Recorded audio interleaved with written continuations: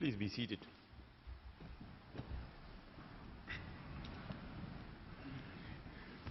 The sitting is open. I invite Mr. Ignatovic to continue with his argument. You have the floor, sir. Thank you, Mr. President. This morning, I have already demonstrated that the GNA, even if its acts could be attributed to the respondent, did not have effective control over the armed forces of Krajina within the meaning of your jurisprudence on Article 8 of the ILC articles, nor that those forces were either de jure or de facto organs of the respondent. I will now turn to the relationship between the GNA and the various paramilitary groups that were participating in the armed conflict in Croatia. The applicant claims that the GNA had control over various volunteer and paramilitary units that participated in the conflict.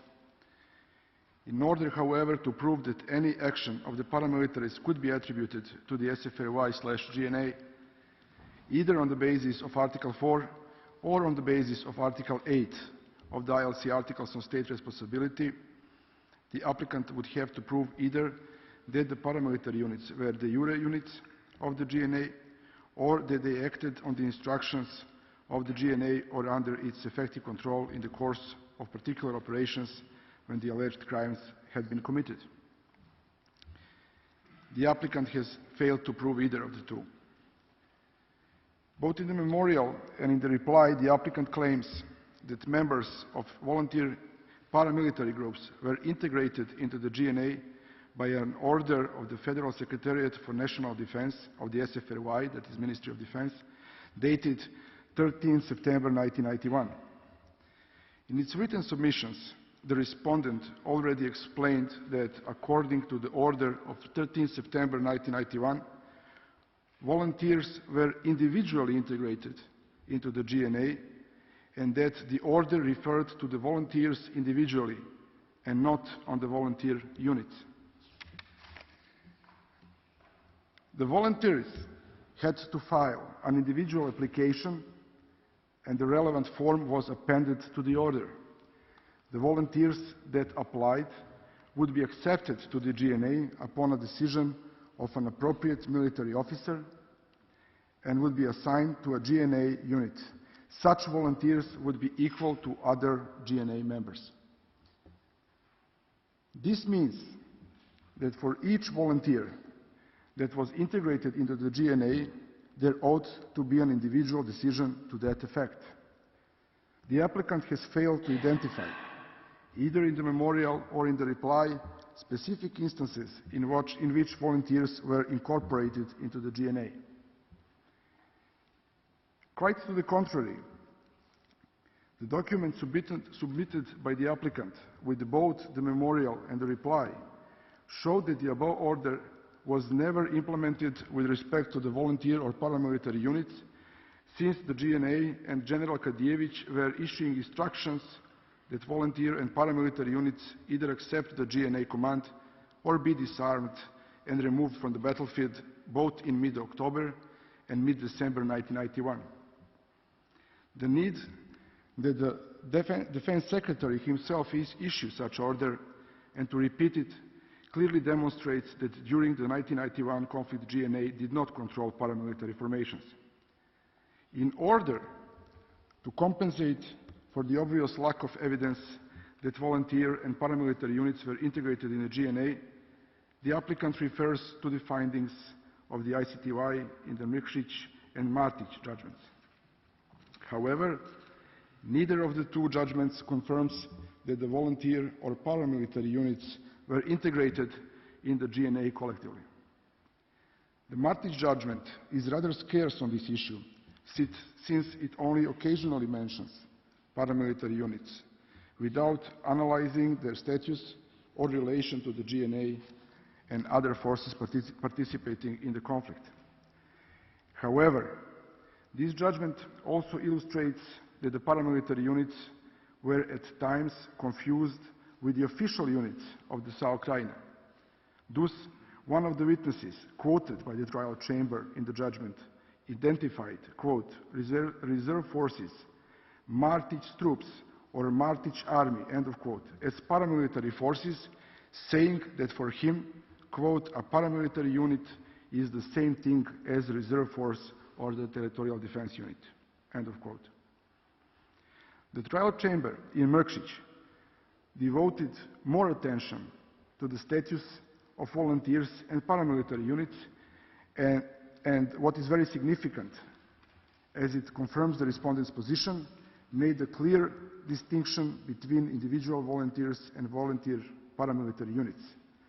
According to the chamber, there were first, quote, individuals who were not subject to military service and who had been accepted and had joined the armed forces at their own request. In this way, volunteers became either members of the GNA or territorial defense. The volunteers had the same rights and duties as the other military personnel and conscripts, end of quote. On the other hand, quote, while individuals could and did volunteer in this way, it was also common for volunteer units to be formed under the auspices of organizations such as political parties or trade unions, and for these units, trained and equipped to present for voluntary service, usually as territorial defense. These often wore distinguishing emblems. Volunteers, especially volunteer units, were often referred to as paramilitaries, end of quotation. In the rest of the Mrkšić judgment, the trial chamber continued to refer to the paramilitary units almost always together with the units of the local TO, and made a clear distinction between the GNA units on the one side and the local TO units, volunteers and paramilitaries on the other. Accordingly, neither the Martić nor the Mrkšić judgment confirmed that paramilitary units had been integrated in or had been treated as part of the GNA, and accordingly the responsibility of the GNA/SFRY for their actions cannot be based on Article 4 of the ILC Articles on State Responsibility. Inasmuch as some individual volunteers might have been accepted in the GNA, they should indeed be regarded equal to the GNA members. However, the applicant has failed to show that any of the individual volunteers had been accepted in the GNA, or that any of those integrated volunteers had committed any crime. Concerning the possible attribution of the alleged crimes committed by paramilitaries to the GNA/SFRY on the basis of Article 8 of the ILC Articles on State Responsibility, all that is said above with respect to the alleged responsibility of the GNA for the actions of the formal forces of Croatian Serbs, Ministry of Interior, Territorial Defense and Militia Krajine, equally applies here. Therefore, the findings of the trial chamber in Martić remain inconclusive as to this issue, since the trial chamber did not precisely identify either the exact crimes committed by paramilitary units or whether any of the crimes had been committed under the effective control or under the instructions of the GNA. On the other hand, the trial chamber in Mrkšić did analyze in great detail the crimes found to have been committed and the relations of the GNA and Mile Mrkšić towards the crimes. In this regard, however, all that is said above with respect to the TO units equally applies to paramilitaries, and it is submitted that the crime at Ovčara, committed jointly by local TO and paramilitary units, cannot be attributed to the GNA/SFRY on the basis of Article 8 of the ILC Articles on State Responsibility. The applicant suggests that there were around 32 different volunteer groups operating in different parts of Croatia. However, For the vast majority of these groups, the applicant only provides their alleged names. There is not a single piece of information, let alone evidence, of any specific action associated with the majority of these groups. There is also not a single piece of evidence in support of an alleged relationship between these groups and the GNA. In relation to this issue, the memorial primarily relies on two sources. The first source is a list and information concerning 32 different volunteer paramilitary units, which was provided by, and this is how it is referred in the memorial, by Croatian intelligence sources. No further information about the Croatian intelligence sources was given in the memorial.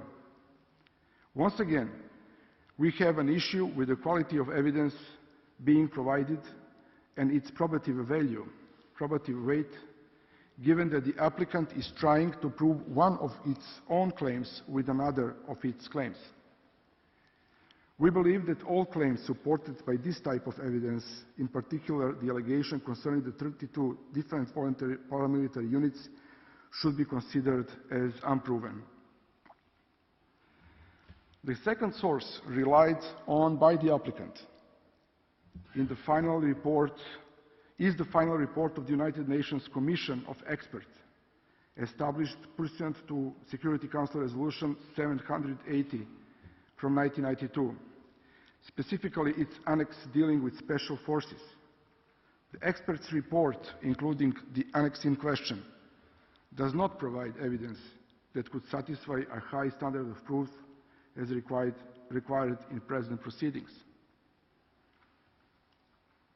This was the position of the Serbian government, also highlighted in Bosnia case. Charges of exceptional gravity, such as genocide, must be proved by evidence that is fully conclusive. Contrary to that, according to the experts' report invoked by the very applicant, the Commission of Experts, quote, was not able to verify much of the information that it received, end of quote.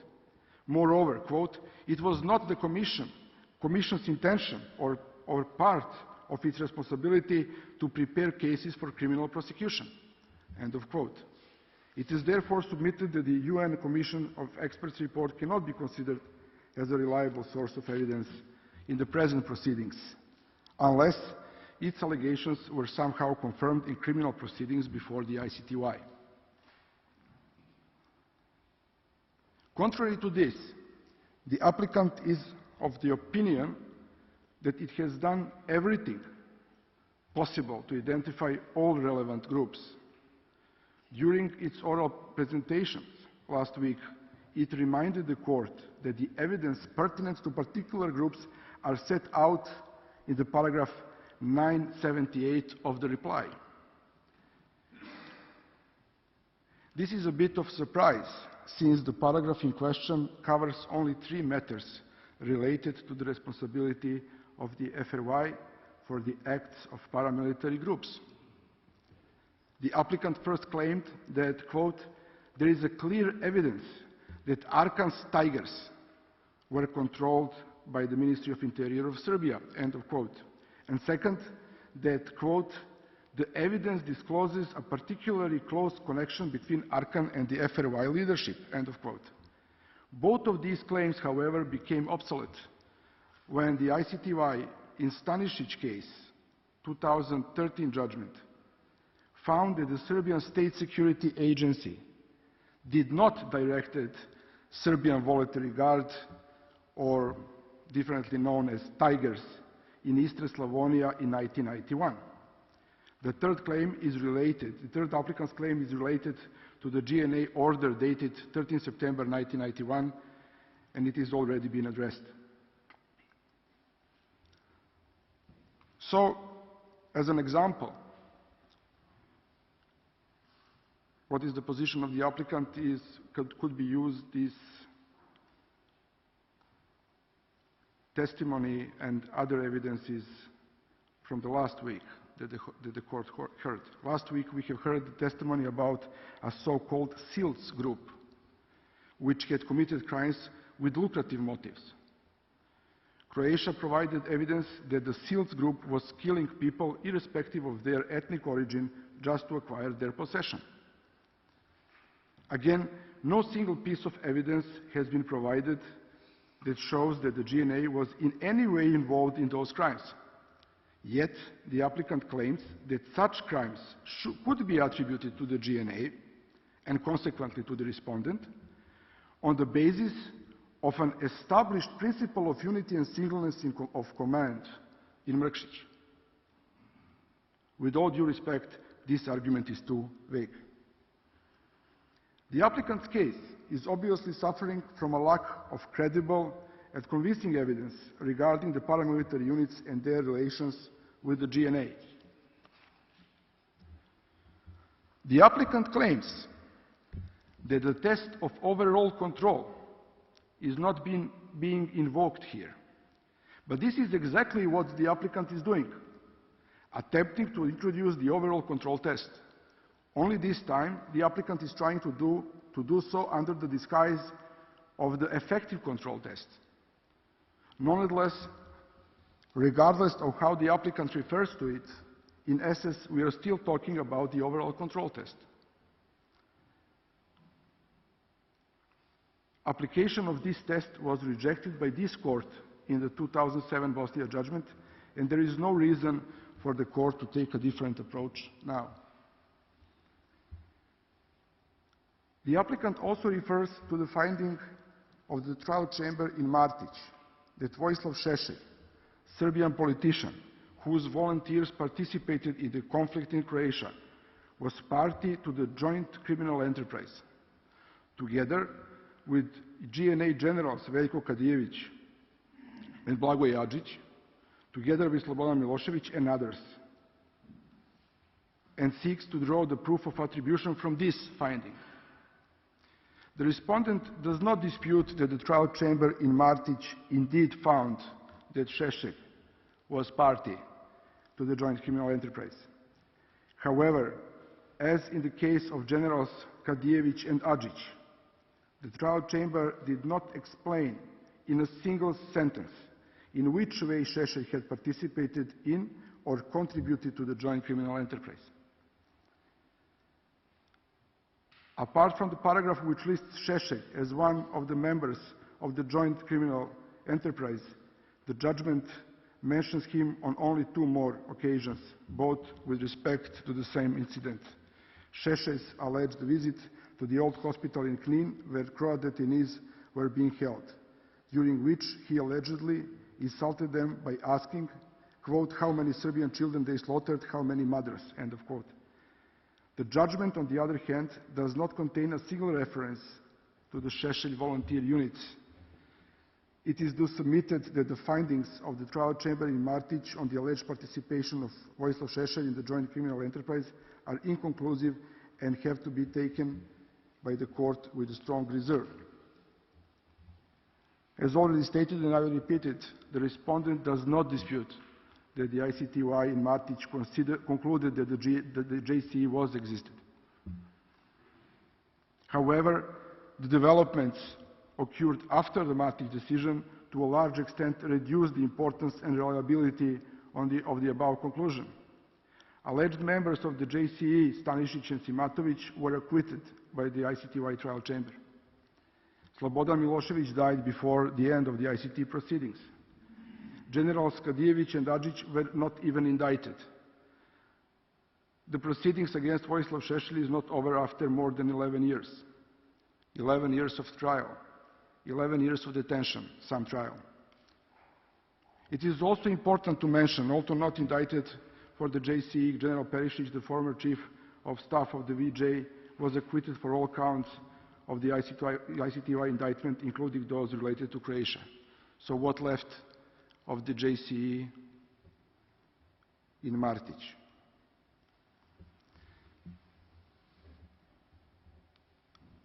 I will now turn to the status of the territorial defense of Serbia. In the reply, the applicant emphasized that the territorial defense units from the Republic of Serbia participated in 1991 in the conflict in Croatia, in particular in Eastern Slavonia, and seeks to engage the responsibility of the respondent on this basis. The respondent does not dispute that the TO units from the Republic of Serbia were under the effective control of the GNA throughout all operations that took place in Eastern Slavonia. For that reason, any action of the TO units from Serbia should be equated to the actions of the GNA and attributed to the GNA and consequently the SFRY. This further means that the actions of TO units from Serbia, which were fully subordinated to the GNA, cannot be attributed to the respondent since, for the reasons explained above, the actions of the GNA cannot be attributed to the respondent either on the basis of Article 4 or on the basis of Article 8 of the ILC Articles on State Responsibility. I will now turn to the alleged control, direct control of the respondent over the forces of Croatian Serbs and the paramilitaries. And first address the alleged control before 27 April 1992. As a matter of fact, and as a matter of law, a respondent cannot bear any responsibility for any of the events that took place before 27 April 1992, that is before the FRY came into existence as a state. Nevertheless, for the sake of the completeness of this analysis and ex abutanti cautela, the respondent will address some of the claims raised by the applicant. The respondent does not deny that the leadership of the Republic of Serbia at the time, headed by Slobodan Milošević, publicly or covertly, politically and financially, supported the establishment of the Serb territorial autonomy in Croatia. However, this political or financial support does not make the organs established by the Croatian Serbs either de jure or de facto organs of the Republic of Serbia, and the applicant has failed to produce any credible evidence in that regard. The applicant has equally failed to produce any credible evidence that the establishment of the Serb territorial autonomy in Croatia or political organization of Croatian Serbs was effected under the control or directions of the Republic of Serbia. The same can be said for the applicant's claim that the actions of various forces of Croatian Serbs and paramilitaries should be attributed to the respondent. In connection to this, the respondent will nevertheless address a few points raised in the reply. The applicant claims that the ICTY has found that the GNA and other participants in military operations in Croatia acted under the effective control and direction of the then President of Serbia, Slobodan Milošević, and the Serb leadership. That's quotation, Serb leadership. By doing that, the applicant intentionally confuses and misrepresents the other findings of the ICTY for the reason that there is no ICTY judgment that contains the alleged finding. Namely, there is absolutely no judgment of the ICTY that contains the finding that, quote, all perpetrators participated in military operations on the instructions of or under the effective direction of and control of Milošević himself. Thus, it is submitted that there is no conclusive findings of the ICTY that Milošević had effective control over any of the forces that participated in the conflict in Croatia. Equally, there is no conclusive finding of the ICTY that Milošević exercised the alleged effective control over the forces who committed the crimes in Croatia at the time when the crimes were committed, or that any of the crimes were committed under his instructions or direction. As far as the rest of the applicant's claim is concerned, namely that, quote, the ICTY has found that all perpetrators participated in military operations on the instructions of or under the effective direction and control of the other members of the Serb leadership, for whose criminal acts the FRY is internationally responsible, end of quote, this is both inaccurate and misleading. It is inaccurate since it obviously refers to all persons that the applicant sees as the part of the, quote, Serb leadership, end of quote. That is, Serb leaders from Croatia, such as Matić and Babić, GNA leadership Kadijević and Adžić, and the leadership of the Republic of Serbia, Milošević in the first place. It is misleading since it attempts to claim that the ICTY has found that the FRY is internationally responsible for the acts of these persons, something that ICTY has never found, as it was not its task to do it in the first place. In this way, the applicant tries to present to the court the question of attribution as already solved by the ICTY, while in truth the judgments of the ICTY do not confirm that any of the crimes committed in Croatia can be attributed to the respondent on the basis of the relevant articles of the ILC Articles on State Responsibility and the court's practice in that regard. Apart from this, the applicant offers very few documents in support for its occasional claims that the respondent controlled the forces of Croatian Serbs and paramilitaries. Some of the evidence relates to training of the forces of Croatian Serbs, Krajina MUP in the first place, by instructors coming from the Serbian MUP, some to the assistance in weapons and other material which Serbia provided to Krajina Serbs for the establishment of their armed forces, again to Krajina MUP in the first place, and some to the alleged links between paramilitary leaders, primarily Arkan, and the leadership of the Republic of Serbia. The respondent in general does not dispute that Serbia provided some support to the Croatian Serbs for the establishment of their armed forces.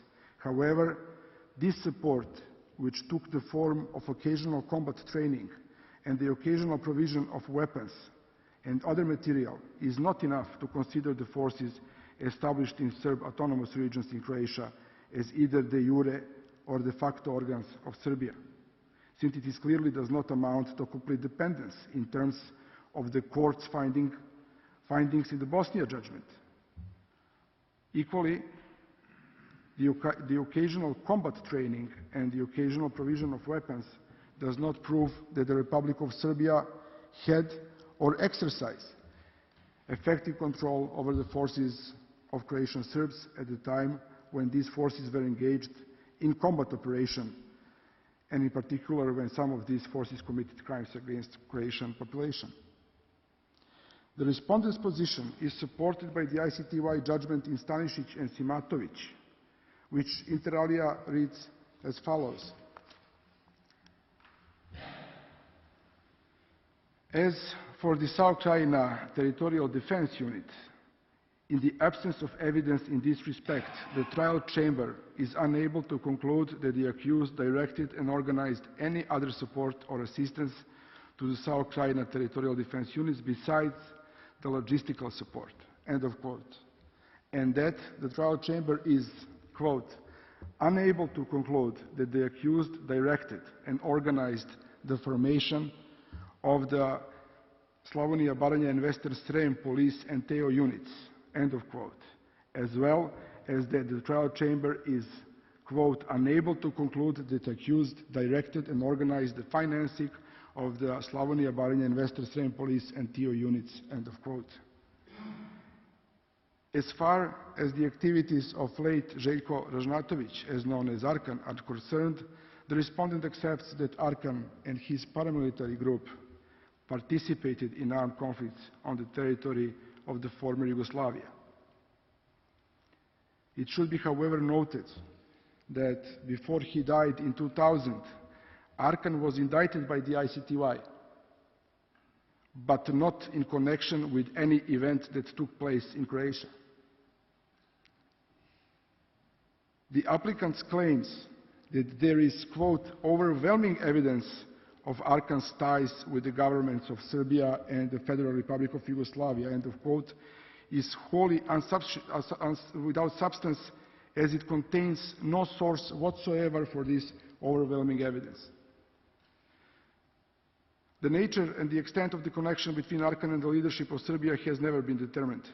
Nevertheless, even if some political connections of Arkan and the leadership of Serbia existed, this is still far from the proof of the complete dependence, and does not make Arkan and his unit either de jure or de facto organs of the respondent. Likewise, the applicant has offered no evidence that the respondent has had or exercised effective control over Arkan and his unit at the time when they were engaged in combat operations, and in particular when and if they committed crimes against population.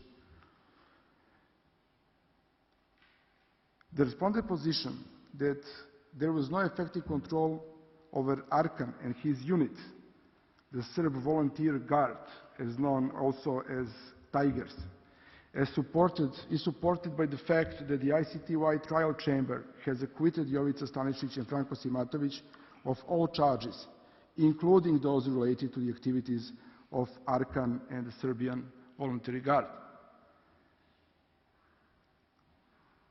Just to remind the court, Jovica Stanišić was the head of the State Security Service of the Ministry of the Internal Affairs of the Republic of Serbia, and Franko Simatović was one of the employees of the Serbian State Security Service at the relevant time.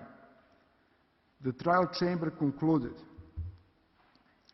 quote, that neither in and of itself nor cumulatively does the evidence rise to a level sufficient to establish that the Serbian DB State Security Service or Stanišić directed the involvement of the SDG, Serbian Volunteer Guard, in the SAO Slavonia Baranja Western Srem in 1991.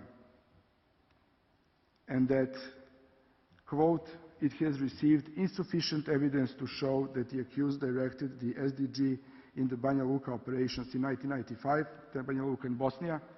The trial chamber finds that without further evidence, the mere fact that the accused were involved with the Serbian Voluntary Guard in other ways does not affect this finding.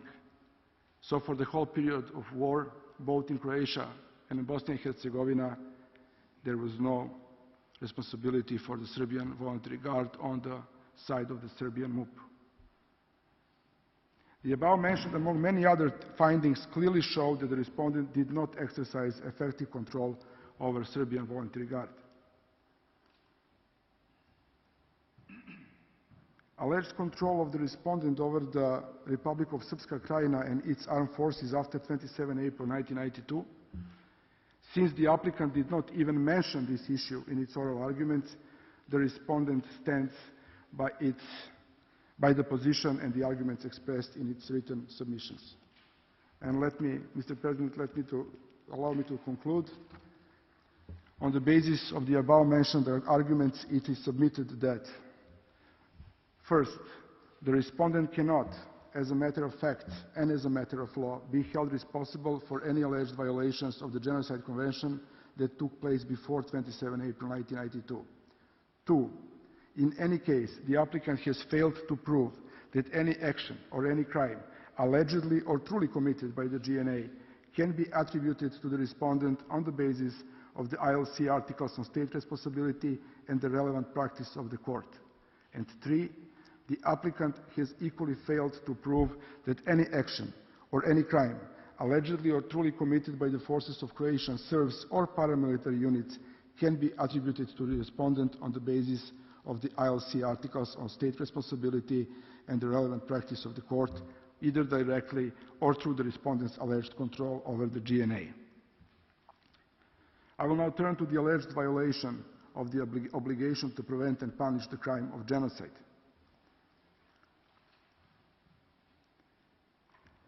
As to the obligation to prevent, in accordance with the court's judgment in the Bosnia case, the question of an obligation to prevent comes into play only if the court finds that A, genocide was committed, B, it was however not committed by organs or persons whose conduct is attributable to the respondent, C, the respondent could not be held responsible for complicity in genocide.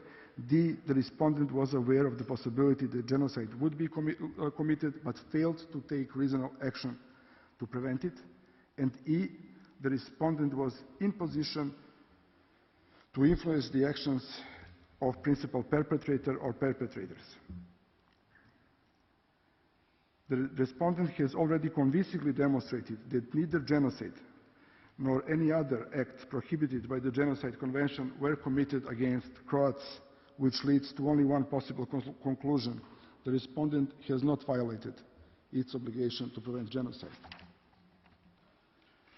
Finally, given that all the evidence referred by the applicant in the relevant section of the reply relates to events from 1991, consideration of the respondent's potential responsibility for those events is also precluded by the fact that the respondent did not exist as a state prior to 27 April 1992.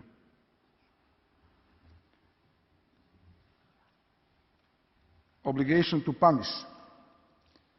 The respondent has demonstrated that it cannot be held responsible for failure to punish those responsible for committed genocide, given that neither genocide nor any of the acts enumerated in Article 3 of the Genocide Convention have been committed.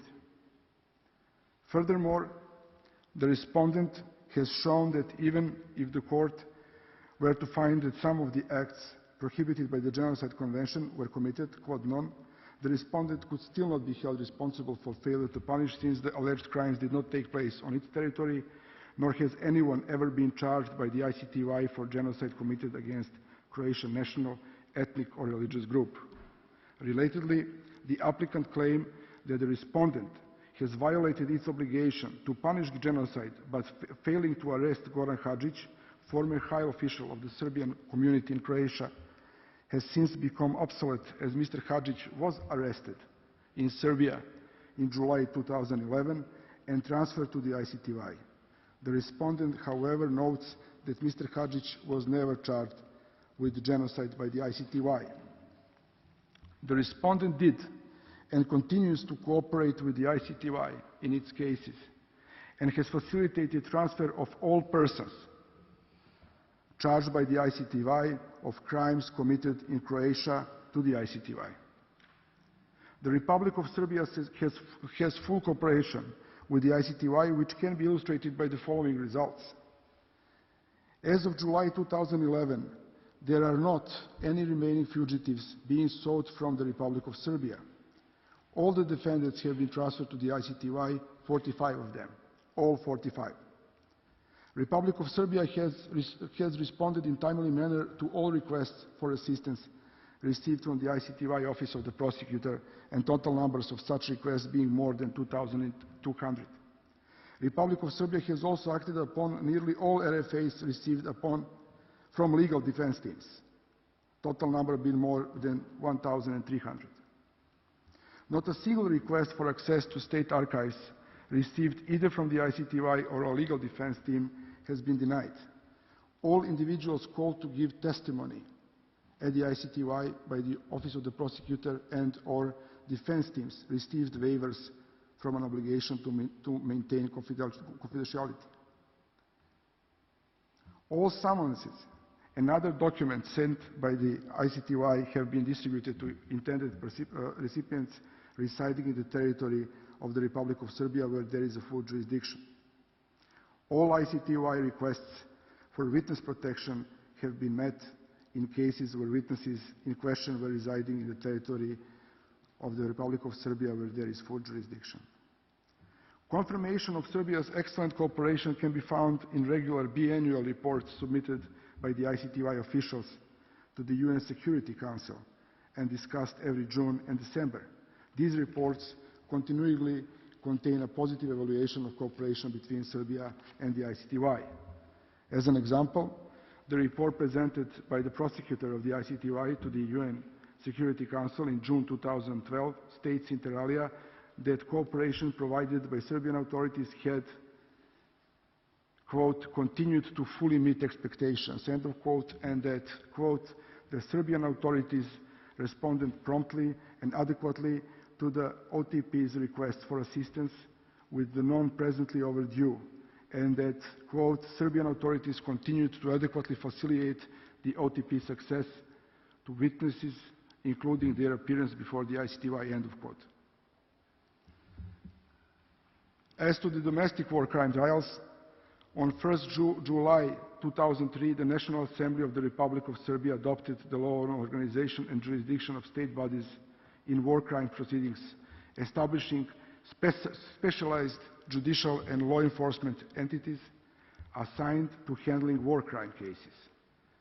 Since their inception, up until now, these entities have processed 410 individuals suspected of involvement in war crimes committed in the territory of the former Yugoslavia, including those suspected of committing war crimes in Croatia. Proceedings against such individuals are in various stages at the moment. Some are still being investigated, some are facing trial, while in case of some final judgments have been rendered. Total of almost 3,000 victims have been covered through ongoing and finalized cases. Hundreds of witnesses gave testimony. Identified perpetrators of these crimes were sentenced to a total of 1,151 years in prison. All of the above undoubtedly show that the respondents are making efforts to try and punish persons responsible for crimes committed during the armed conflicts in former Yugoslavia. At the end, I would like to thank the Court for its patience. And Mr. President, may I kindly invite you to give the floor to Mr. Obradović. Thank you very much, Mr. Ignjatović. Now I call on the agent, Mr. Obradović. You have the floor. Good afternoon.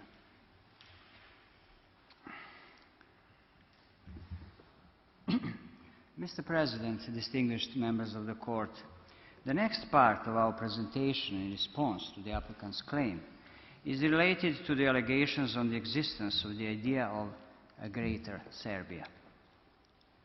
The applicant is persistent in its attempt to replace the presentation of evidence relevant for the existence of the dolus specialis of the crime of genocide with more attractive discussion on a greater Serbia, more attractive for the domestic political theater at least.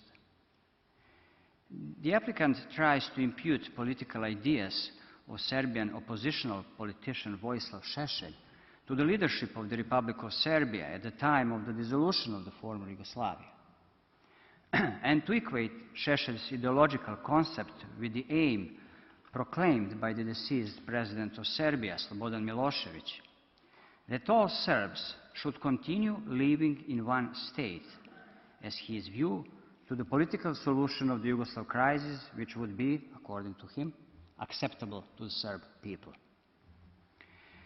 It seems that for the applicant such a political goal was criminal by itself.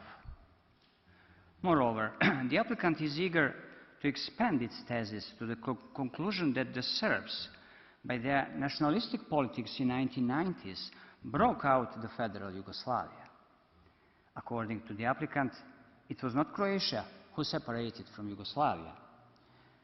No, we should believe, after all, that Milošević organized a movement pursuant to Article 10, Paragraph 2 of the ILC Articles on State Responsibility, aiming at the establishment of the FRY, a new state, rather than the preservation of the existing one in which all Serbs had already lived together. That alleged movement should be the applicant's exit strategy for claiming the attribution of the responsibility to the new state, which did not exist at the time when the most of the crimes described in the memorial were conducted. We cannot agree with this misleading presentation of our joint history.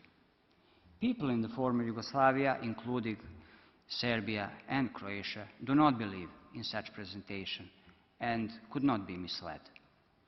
In order to assist the Court, I will present the arguments well known to all nations in the former Yugoslavia, showing that argument of the applicant does not exist in reality. I will further demonstrate the following. First, The idea of a Greater Serbia cannot cure by itself the lack of evidence for the dolus specialis of the crime of genocide.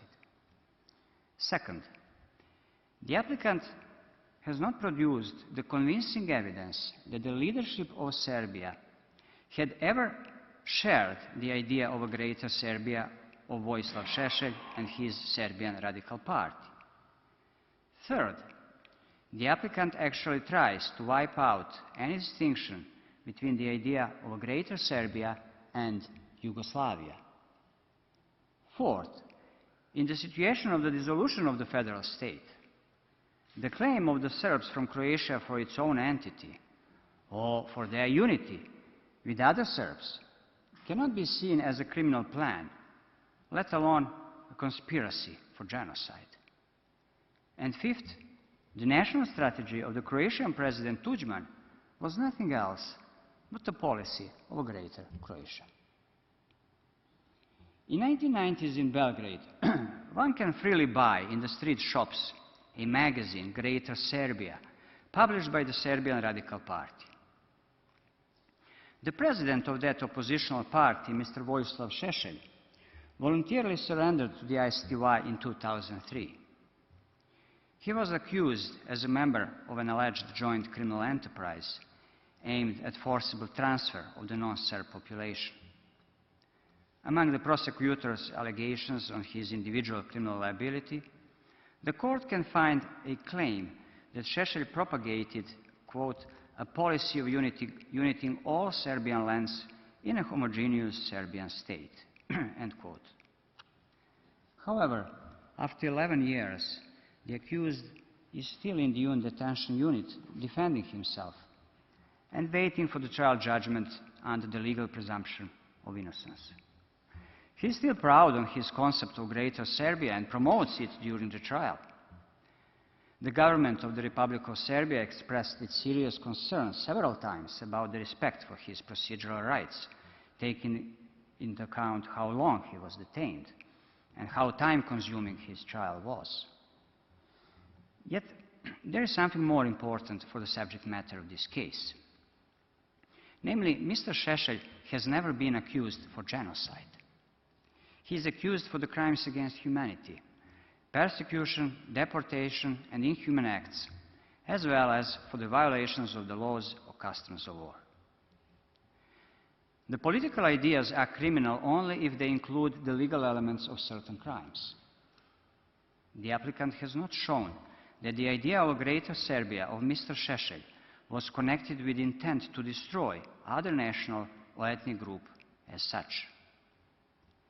If the applicant did not agree with the ISTY prosecutor, it could easily provide to the court any of the Šešelj's magazines from the 1990s in which the dolus specialis of the crime of genocide was shown. But we cannot see such evidence in the case file because it never existed.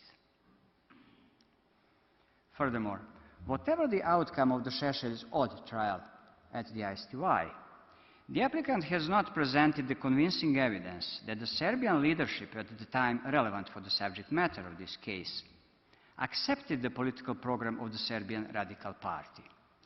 Šešelj and Milošević were political adversaries. I do not need to defend Milošević's politics now, but it is a fact that neither he nor anyone from his Socialist Party of Serbia has ever mentioned the line Karlobag, Ogulin, Karlovac, Virovitica, proclaimed by Mr. Šešelj as a desirable border with Croatia. The attitude of the expert witness of the applicant for nationalism, that Šešelj was an alter ego of Milošević, is only an attractive exaggeration of the political situation in Serbia of the 1990s that can be easily sold in the Western market. The applicant misleadingly unifies Šešelj's concept of Greater Serbia with the Milošević political aim that all Serbs should continue living in one state. The Milošević policy was created as a reaction to the separatist movement of Tuđman's government. By finding the aspirations of the GNA General Staff towards keeping the Yugoslav Federation unrealistic, Milošević called for the creation of a new Yugoslavia, made up of those peoples who really wanted to live in it. In the memorial, the applicant cites the following words from the book of Milosevic's political speeches. I quote, "The solution for the problem in Yugoslavia would be provided by the policy to which the majority of the people in this country, the SFRY, has committed itself. The people will live in a single state on an equal basis with greater affluence and a richer culture." End quote. By this quote, the applicant actually offers to the court a proof that Milosevic, in 1989, at least when his book was published, was strongly in favor of keeping Yugoslavia. What was criminal in his words quoted in the memorial? That was not all. And the applicant also quoted the BBC interview with President Milosevic given in January 1991, in which he stated, quote, "We hold that each nation has the equal right to decide freely about its destiny. Such a right can be constrained solely by the same equal right of other nations. The Serbian nation will live in one state, and every nation wanting to live with the Serbian people in the same state on an equal basis is welcome." End quote. It is really difficult to recognize genocidal intent in these words. After all, what was criminal in this political view quoted by the applicant? Moreover, the applicant acknowledged in the memorial that at the beginning of November 1991, Milosevic agreed with the deployment of the UNPROFOR in Croatia, although heavy fighting was continuing. The applicant also recognized that Serbs from Croatia accepted the UN peace plan after strong pressure from Belgrade. One of the main concerns of the Serb leaders in Croatia was the reference contained in the plan to the UN protected areas as being in Croatia, because it prejudged the political solution of the conflict. However, that was Milosevic who pressed the leaders of Serbs in Croatia to accept the plan. His political action could not be seen as a realization of the alleged plan for Greater Serbia. Indeed, it seems that the applicant quotes all these statements in order to prove that Milosevic was for Yugoslavia, which was nothing else from the Croatian extremely nationalistic point of view, but a Greater Serbia. That was one of the leading ideas of the 1971 Croatian MASPOK, also known as the Croatian Spring Movement. One of the Croatian extreme nationalists of that time, Šime Đodan, published an article in which advocated that, quote, "The Yugoslav nation is essentially belonging to the Serbian nation, considering that, in the final political analysis, Yugoslavianism, in the national sense, is great Serbianism." End quote. In the 1990s, Đodan became a minister in the Croatian government. It seems that the Croatian memorial is full of the similar feelings. In paragraph 283 of the memorial, the applicant describes a rally of the local Serbs in Petrova Gora, near the well-known partisan monument. The memorial points out that, quote, "Every reference to Yugoslavia, the GNA of Serbia, was greeted with euphoria. They read out a message to the Serbian public. We dismiss all individual dreams of a confederation, and this is the last warning for those who want to destroy Yugoslavia." End quote. Thus, it seems that in 1990 in Croatia it was considered as a misdeed, according to the memorial, if someone greeted Yugoslavia and GNA with euphoria. Is it criminal today if someone in Scotland greets the United Kingdom? According to the applicant's view expressed in this case, that individual can be seen as a promoter of the idea of Greater England. One can ask why the Serbs from Croatia liked Yugoslavia so much and why they were so strongly against the restructuring of the federal state into the confederation. The answer is complex. Living in Croatia, in Krajina, in Lika, those Serbs for decades had the feeling that they lived in their country, called Yugoslavia, for which freedom their predecessors fought.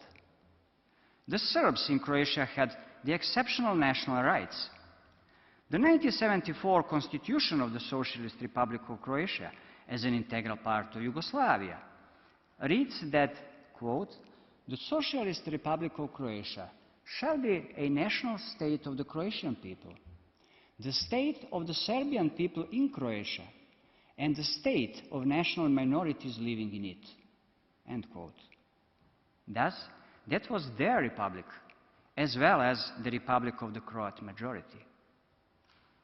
That unique position of the Serb people in Croatia was based on their national tragedy in World War II, as well as on their contribution in the fight for freedom.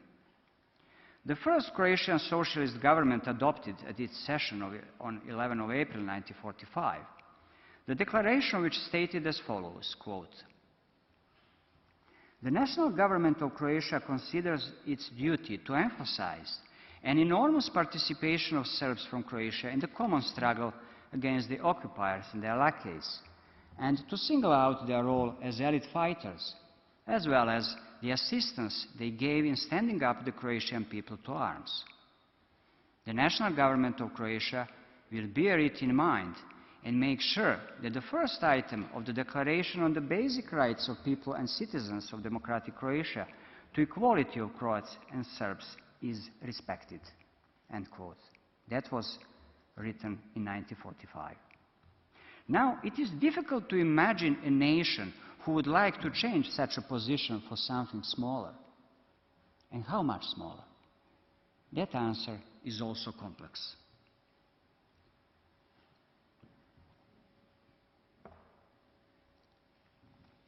On 24th of February 1990, at the first Congress of the Croatian Democratic Union, HDZ, held in Zagreb, the party president, Dr. Franjo Tuđman, stated, quote, "Our opponents see nothing in our program but the claim for the restoration of the independent Croatian Ustasha state. These people fail to see that the state was not the creation of fascist criminals. It also stood for the historic aspirations of the Croatian people for an independent state. They knew that Hitler planned to build a new European order," end quote. Mr. Karl Pfeiffer, Austrian journalist and prominent activist against neo-Nazism, in his article Tuđman and the Genesis of Croatian Revisionism, criticizes the methodological approach of Dr. Tuđman, the historian, in the following way, quote, "Tuđman's patently selective choice of data reduces to the barest minimum the number of victims of Croatian Nazism, especially Serbs, with the claim that in fact only several thousand, probably 3,000 to 4,000 prisoners of Jasenovac camp were killed, mostly gypsies, followed by Jews and Serbs and also Croats," end quote. Could anyone reasonably expect that after Tuđman's electoral victory in 1990, the Serbs in Croatia would peacefully accept the separation of Croatia from the federal Yugoslavia?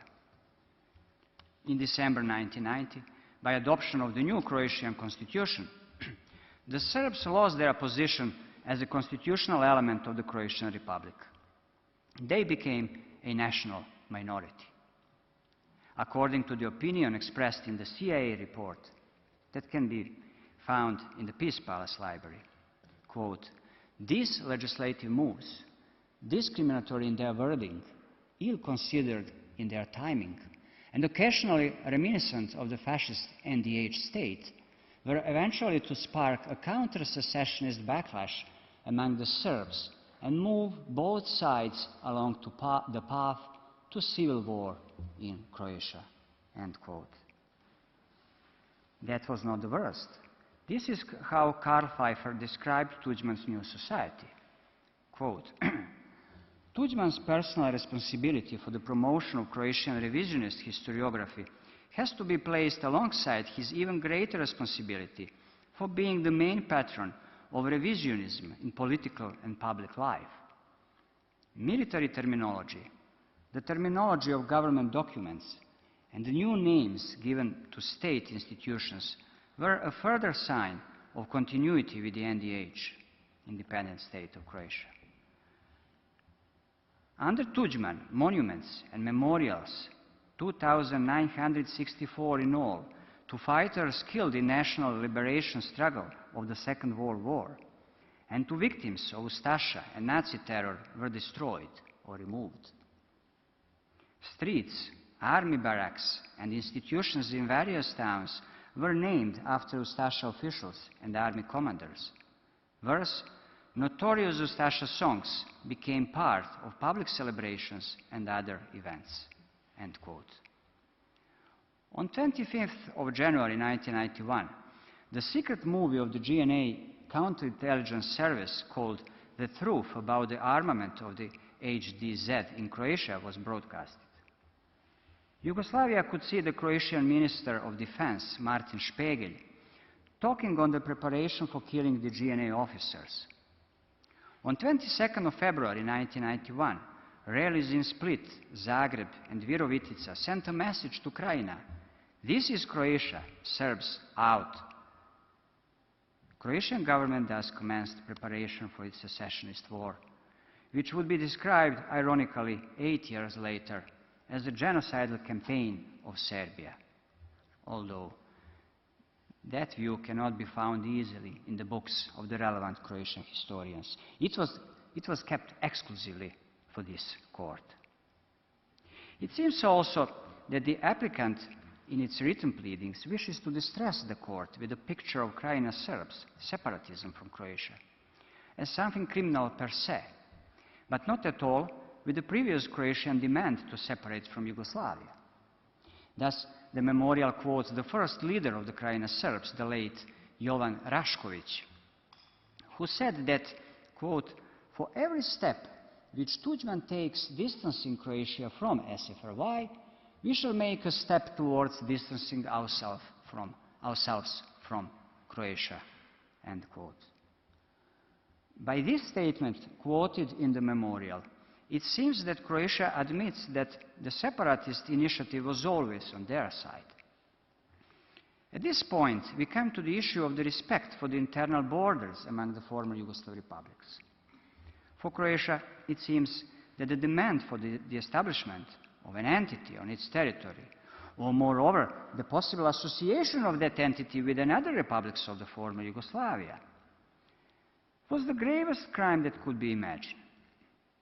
Croatia's memorials invokes not only its 1990 constitution, but also Article 5 of the 1974 Constitution of the former Yugoslavia, which provided that boundaries between the republics might only be altered on the basis of mutual agreement, while the territory of a republic might not be altered without the consent of that republic. At the same time, the applicant would not like to see the preceding part of the same article, providing that the territory of Yugoslavia was, quote, "a single unified whole," end quote. Thus, it is normal to the applicant that Croatia could violate the territorial integrity of the former Yugoslavia, but not at all that the Serbs from Krajina could do the same to the territorial integrity of the new Croatian state. In the counter-memorial, we argued that it was only in January 1992 that the Badinter Commission held that the former internal borders of the republics were frontiers protected by international law. Then, the applicant in its reply invoked the Declaration on Yugoslavia issued by the Council of Ministers of the European Communities 6 months earlier, on 27 of August 1991. It would be useful if the applicant could explain why the Krajina Serbs had to respect the European Community's political declarations. It may be that they did not agree with them.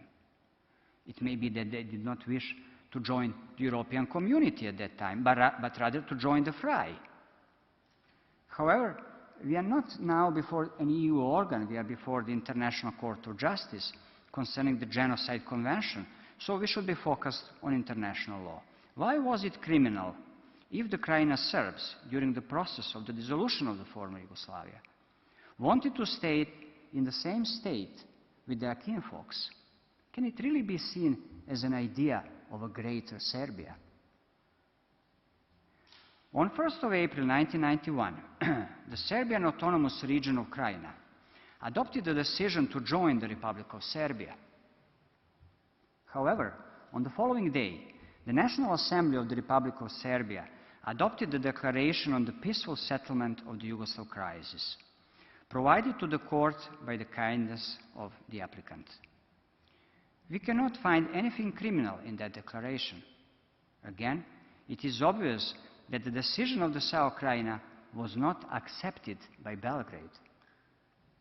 On 27 of April 1992, the Federal Republic of Yugoslavia was proclaimed.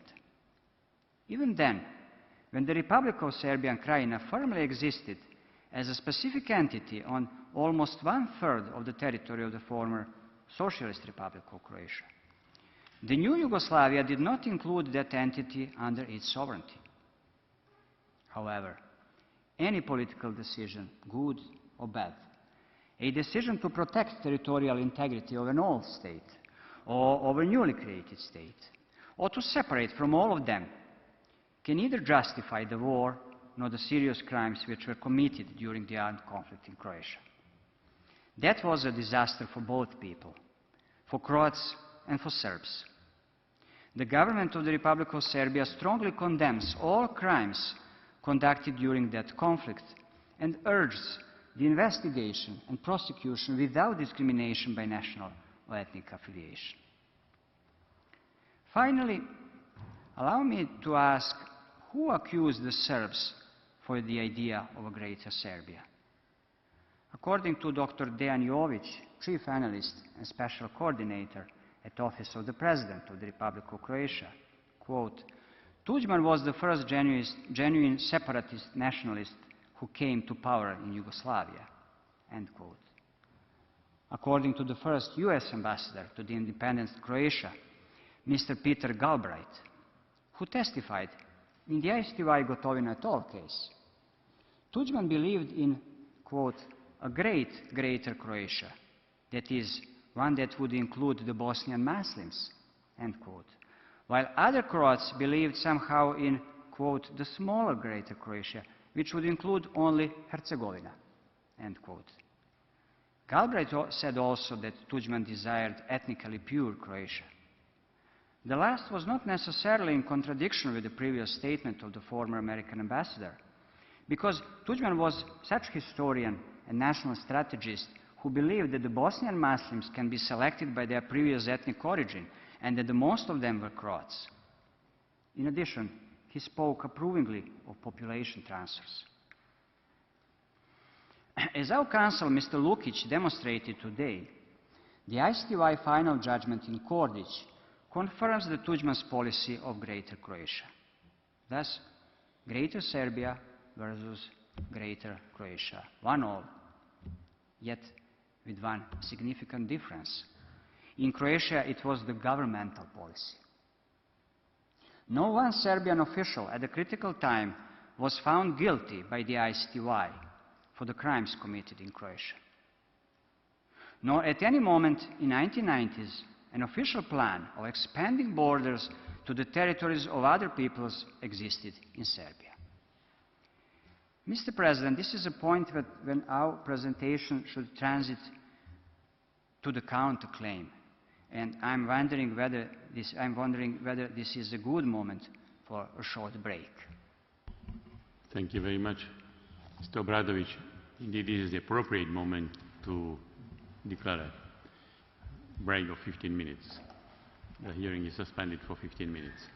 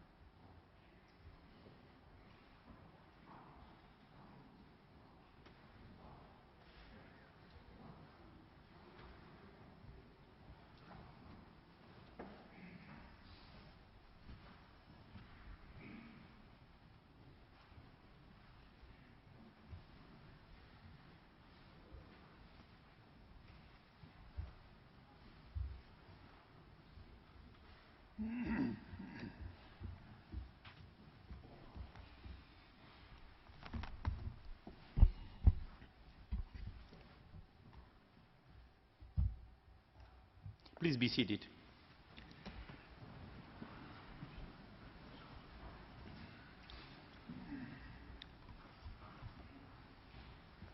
The hearing is resumed, and Mr. Obradovic, you can turn to the next chapter. Thank you very much, Mr. President. Mr. President, allow me to start presenting now the Serbian counterclaim, which is related to Operation Storm and genocide committed against Krajina Serbs. To commence with, I will briefly address the issues of evidence related to the counterclaim in light of the applicant's objections and observations. My distinguished colleagues, Mr. Jordaš and Mr. Lukic, will continue presenting the most important parts of the statements of 7 witnesses called to testify in the oral proceedings, as well as one expert witness, Mr. Savo Štrbac, head of Veritas, the Center for Collecting Documents and Information related to the victims of Serb ethnicity killed in the armed conflict in Croatia, and especially during and after Operation Storm. Tomorrow, I will have the honor to present the factual ground of our case in detail. Following that presentation, Mr. Jordaš will address the legal elements of the counterclaim, while Professor Šejbas will finish our first round of oral arguments with a rebuttal to the applicant's response presented in the additional pleading. Distinguished members of the Court, the respondent has produced sufficient evidentiary material to support its claim that Operation Storm, which was conducted by the Croatian de jure organs, fulfills the legal elements of the crime of genocide, and consequently that Croatia violated its obligations under the Genocide Convention. The statements of President Tuđman at the Brioni meeting on 31st of July 1995, when the conspiracy was created, can serve as evidence of the existence of intent to destroy the part of the Serb national and ethnical group living in the Krajina region, Est, in the UN-protected areas north and south. In addition, the existence of the genocidal intent was confirmed by many other indicators, and in particular by the subsequent magnitude of the criminal activities against the Krajina Serbs during and after Operation Storm, including the indiscriminate shelling of the Krajina towns, forcible displacement of the Serb civilian population, massive killings of those Serbs who decided to stay in the UN-protected areas, attacks on the helpless refugee columns, massive destruction and looting of Serb property, and finally, by imposing administrative measures to prevent the Krajina Serbs returning to their homes. Croatia has not convicted yet any person responsible for the massive killing perpetrated during and after Operation Storm. On the contrary, that criminal operation is even celebrated in Croatia as a public holiday. The celebration of a crime is the sharpest form of the impunity. The jurisdiction ratione temporis of the Serbia's counterclaim is not in doubt. Operation was conducted in 1995, more than 3 years after the Genocide Convention had entered into force between Serbia and Croatia. Furthermore, Serbia has a legitimate interest to request a remedy for the Krajina Serb victims and refugees, out of whom more than 150,000 found shelter on its territory. At least 1/3 of those refugees in the meantime have become our citizens. The question of the admissibility of the counterclaim as such is also not in question, because the applicant has contested none of the formal preconditions for the judgment on the merits to be rendered in relation to Serbia's counterclaim, the position highly appreciated by the government of Serbia. That alone suffices to settle the matter of the admissibility of the Serbia's counterclaim as such. Moreover, the counterclaim of Serbia is directly connected in facts and in law with the subject matter of the initial claim of Croatia, as the respondent explained in the written proceedings. Mr. President, I think that the method of work of our legal team is the best reflected in the evidence that we have so far produced in support to the factual ground of the counterclaim, with a clear intention to follow the well-known method of proof established through the practice of this court. However, the applicant has raised some objections, different in their nature and intensity, and I will further answer to them briefly. In proving dolus specialis of the crime of genocide, Serbia strongly relies on the contents of the confidential transcript from the meeting held at the Brioni Island on 31st of July 1995, when Croatian President Franjo Tuđman met his military leadership to discuss the plan for Operation Storm. This document is known in the ICTY archive as the Brioni Minutes. In its additional pleading on 30th of August 2012, Croatia for the first time placed on record some concerns regarding the accuracy of the Brioni Minutes.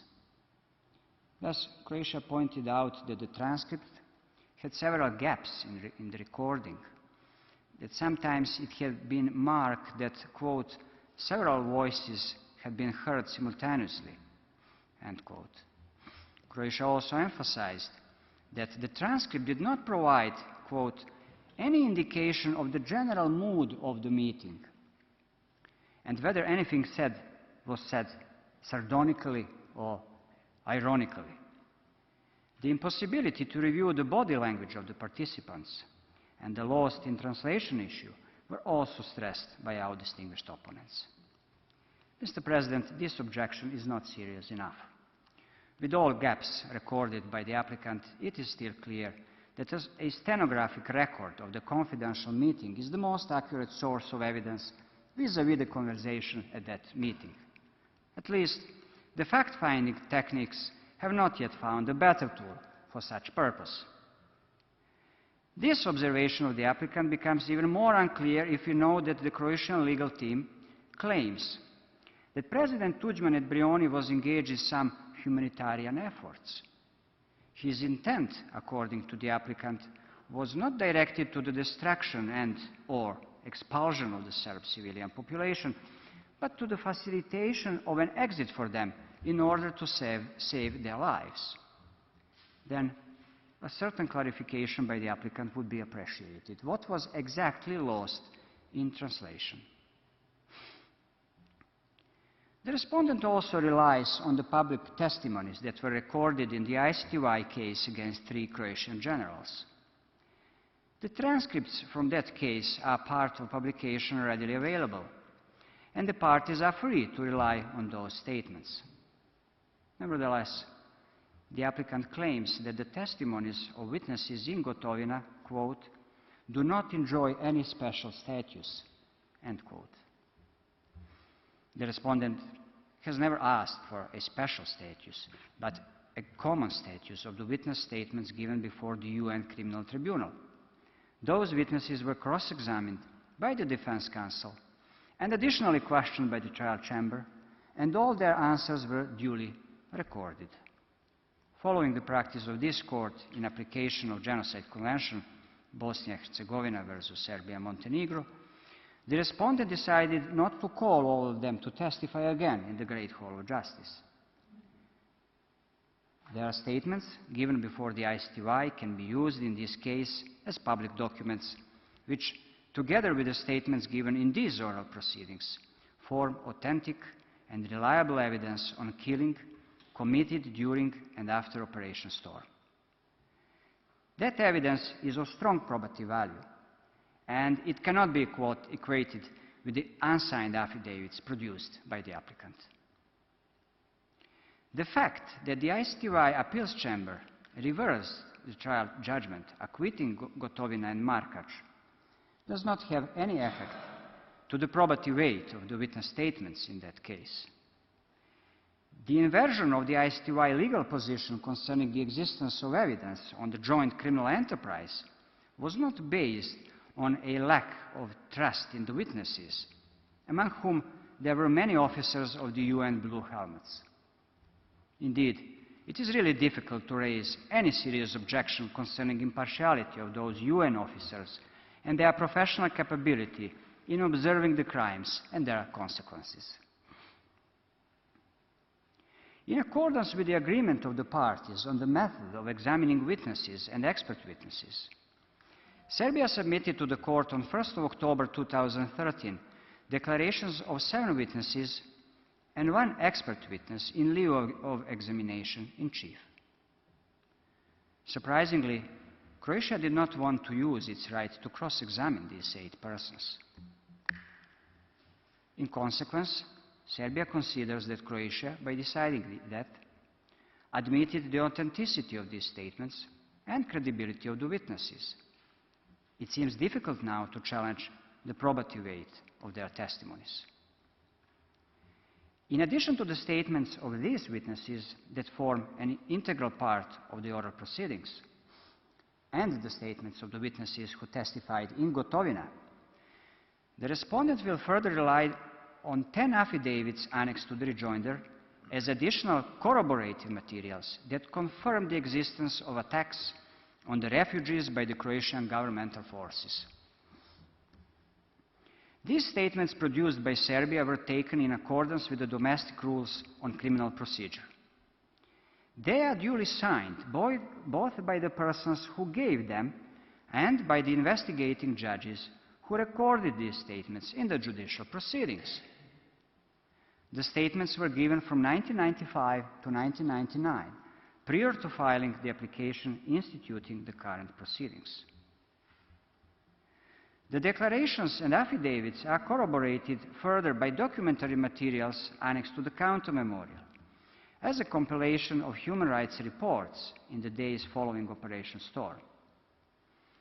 Those reports were prepared by the UN monitoring teams and European Community Monitoring Mission, as well as by the UN Special Rapporteur of the Commission on Human Rights.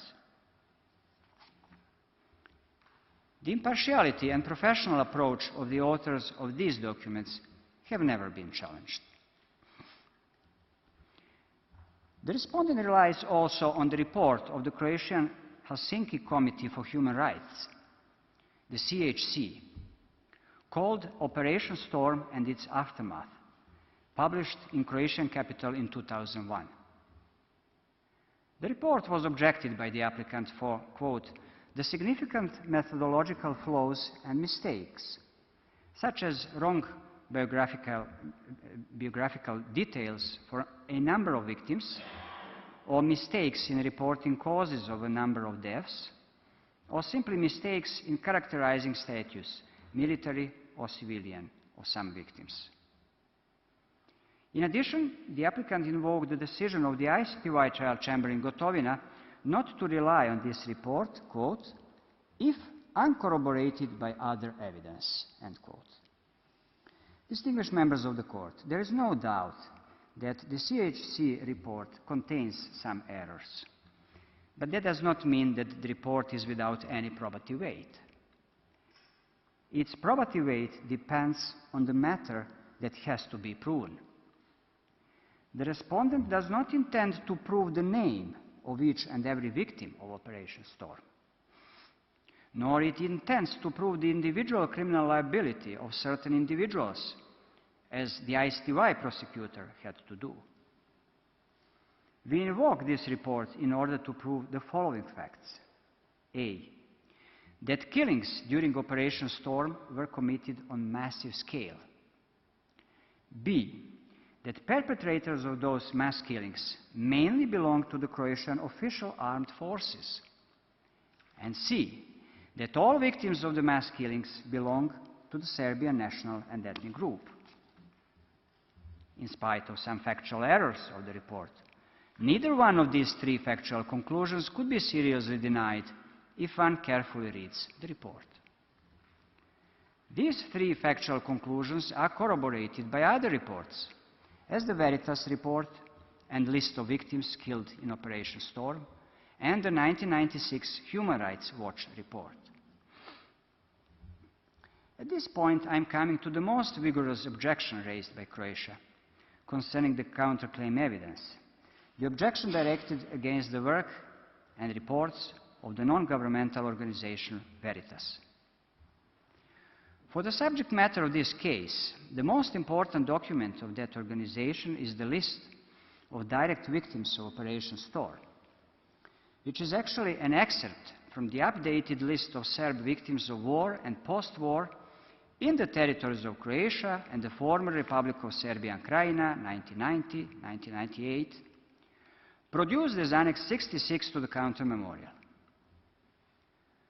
While the whole list currently contains full names and other personal data on 6,361 Serbs killed in Croatia, the excerpt contains data of 1,719 Serb victims killed during and after Operation Storm in the region of Krajina. Although the exact number of the victims can never be precisely determined, the respondent considers this list of the victims of Operation Storm to be the most completed today. The list is the outcome of the 18-year work on collecting information and evidence concerning the victims of Operation Storm and its aftermath. It contains full names of all recorded victims with the fathers' names and other personal data, including dates and places of birth, dates and places of death, as well as the status of the victims, military or civilian. The list is regularly updated following each new exhumation report made by Croatia. The president of this organization, Mr. Savo Štrbac, gave his statement in these oral proceedings. He worked as an expert for the FRI Commission for Humanitarian Issues and Missing Persons, while the Center was also engaged as an intermediary in the ICTY investigation concerning the crimes committed in Operation Storm. The method of compiling this list is explained in the statement of Mr. Štrbac given in lieu of examination-in-chief. Veritas is recommended by the UN Liaison Office in Belgrade, the ICTY Office of the Prosecution, and the International Committee for the Red Cross as a serious organization assisting in professional and responsible manner in establishing the destiny of missing persons. I have already mentioned that the Veritas list of Serbs killed in Operation Storm corroborates the report on mass killing produced by the CHC. Indeed, these two reports, one made by the Croatian NGO, another by the Serbian, can be seen as complementary. While the CHC 2001 report contains data on civilian victims of Operation Storm available at that time, the regularly updated Veritas list contains data on both civilian victims and soldiers killed in the operation. In many cases, the Veritas list recovers the errors of the names of victims contained in the CHC report. However, there are only 60 victims of Operation Storm recorded in the Veritas list out of 1,719 in total, for whom the CHC report is the sole source of information today. The outcome of the Veritas work is a publicly available list as an open invitation to everyone who can provide additional information or simply challenge the existing data. Indeed, when the applicant in the written proceedings gave an example on 10 wrong entries in the Veritas list of all Serb victims of war and post-war, I asked the Center to provide me with an explanation. The challenging entries were checked, and the Veritas found that the objections were right. As far as I have been informed, this resulted in 10 wrong entries being taken out from the list. However, this action did not protect Mr. Štrbac from the further applicant's argumentum ad hominem. He was even mentioned in the additional pleading as a member of the Serbian legal team. That is not correct. The list with 1,719 names of the Serbs killed during and after Operation Storm is something that our neighbors would not like to see in this case. It seems that they would be happy if Veritas can anyhow be disqualified from these proceedings. Yet, that is impossible. Veritas firmly stands on the wall of the Great Hall of Justice as a good company of Justitius. She is uncovered and beautiful. She holds a mirror in which misdeeds of everyone are reflected. The crimes cannot remain hidden, we believe. Mr. President, distinguished members of the Court, this concludes my presentation today. I am grateful for your kind attention, and I would ask you, Mr. President, to invite our counsel, Mr. Jordaš, to come to the roster. Thank you, Mr. Agent. I call on Mr. Jordaš. You have the floor, sir. Mr. President, distinguished members of the Court, I am honoured to appear and address you for the first time. May it please the Court, in support of the counterclaim, the respondent relies inter alia on the following witnesses.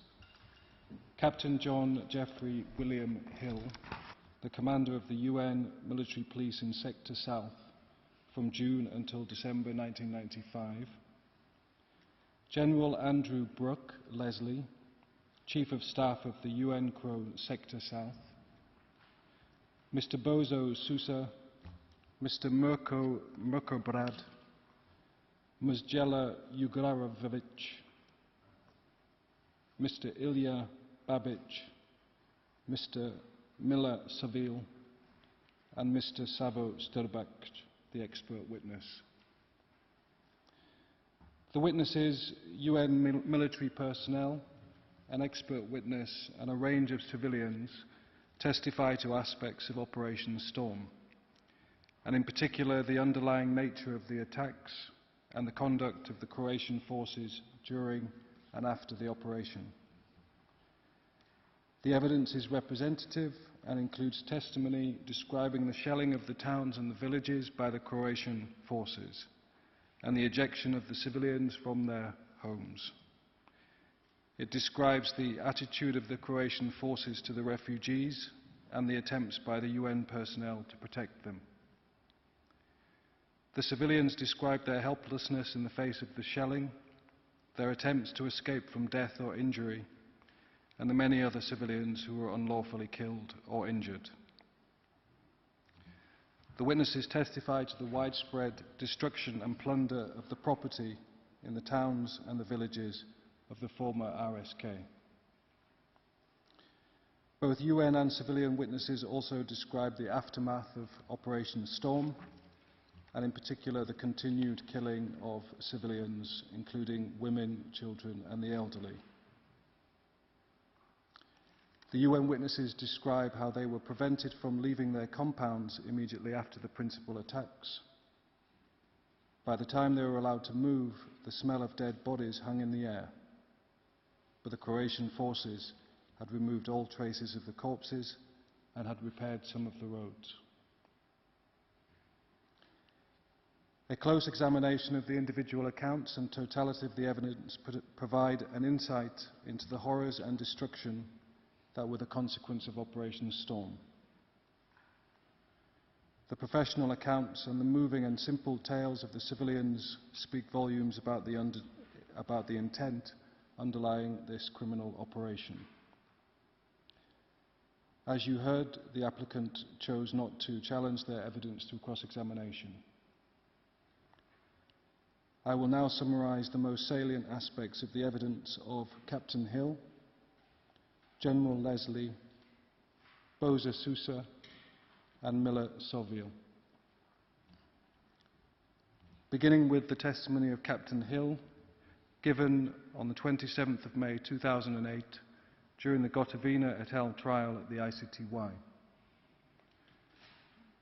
Captain Hill was the commander of the United Nations military police in Sector South from June to December 1995. In summary, he was present in Kinin on the 4th and 5th of August 1995 at the commencement of Operation Storm, when the town was subject to artillery attacks. After Operation Storm, Mr. Hill also travelled to many areas in Sector South, where he observed the aftermath, namely dead bodies, shelling damage, and looting by the HV soldiers, special police, and the civilian police. Mr. Hill testified that on the 4th of August 1995, together with his military police platoon, he was deployed in front of the military police headquarters at the UN compound. When at exactly 5 a.m. the heavy bombardment started, there were, quote, hundreds and hundreds of artillery rounds, close quote. It went on for approximately 90 minutes before there was a lull. Then the shelling continued before it became harassment fire. Mr. Hill explained that the term harassment fire was a term first used by the Americans in World War II and later Vietnam to describe fire that, quote, basically is harassing the enemy rather than an all-out offensive, close quote. This fire continued throughout the day before escalating prior to 11 p.m. to the, quote, second highest level of shelling for the day in Knin, close quote. At approximately 11 p.m, Mr. Hill was summoned to the front gate of their camp, where he met the Chief of Staff, Colonel Leslie. General Ferrand, his commander, had decided to, quote, take in the Serb refugees, close quote, who had been accumulating at the gate throughout the day, seeking refuge from the shelling. There was in excess of 300, and he was tasked to process them and provide them with food. They were women, children, some middle-aged individuals, and the elderly. Mr. Hill further testified that at about 5:10 a.m. on the 5th of August 1995, the heavy shelling by the HV started again, in extremely large volumes throughout the town of Knin. There were hundreds and hundreds of rounds, although slightly less than the bombardment on the morning of the 4th. Mr. Hill testified that as he was talking with General Ferrand at the main gate of the UN compound at around 9:30 a.m. on the 5th of August 1995, an artillery round hit the wall of the UN compound and killed 6 Serbs and wounded 4. They were a mixture of civilian and military personnel. Ferrand told Hill to go to the scene with Berikov and 2 corporals. Mr. Hill saw the casualties, and Berikov and other soldiers placed the bodies into black bags. Mr. Hill testified that the bags were put by the side of the road across from the camp, where they remained for several days. He saw one of the bodies at a later date and saw that it had feces on it. The bodies had also been shot. He was told that the HV had opened the bags, urinated and defecated on the bodies, and also shot at them. Mr. Hill stated that shortly after the shelling incident at the wall of the UN compound, the shelling stopped. Mr. Hill further testified that he first saw the HV around noon on the 5th of August when a convoy of 6 tanks, 3 APCs and some infantry arrived in a column. They wanted to come into the camp to take the refugees. Colonel Leslie negotiated with them, and the HV agreed to stay out of the camp. Mr. Hill talked to 2 HV members and asked them what they were going to do. One of them answered that they, quote, were going to kill all the Serbs, close quote. Mr. Hill testified that on the evening of the 5th of August he tried going into Knin to collect any refugees, but a Croatian officer would not allow him to pass the intersection. Mr. Hill told them that they were the UN and were trying to find refugees. However, the Croatian soldiers became angry and stated it was, quote, absolutely forbidden, close quote. They put the tank across the road and ordered them back to the camp. Mr. Hill testified that everywhere in Knin and virtually every town they went, Croatian soldiers were looting the abandoned homes of their appliances and clothes and placing them into stolen cars. Mr. Hill saw burning buildings, as well as those that had been damaged or destroyed by artillery fire. As for Knin, he stated, quote, "On any given area of the town you went to, behind the Parliament, below the castle, you would see cars being stolen and soldiers coming out of houses or apartments with material they were loading the cars with. Any part of the town you went to, you saw this." Mr. Hill had no doubt that those responsible were armed and fully uniformed. They were HV soldiers. Mr. Hill further testified that on the evening of the 8th of August 1995, he went to Knin to check on a reported incident. Mr. President, members of the court, I invite you to put on your headphones so you may hear how Mr. Hill described that event during his testimony at the ICTY in the Gotovina case. After this, you will hear Mr. Hill testify in the same case to what he observed when he visited the towns of Kistani and Grakac. Both clips are around 2 minutes long.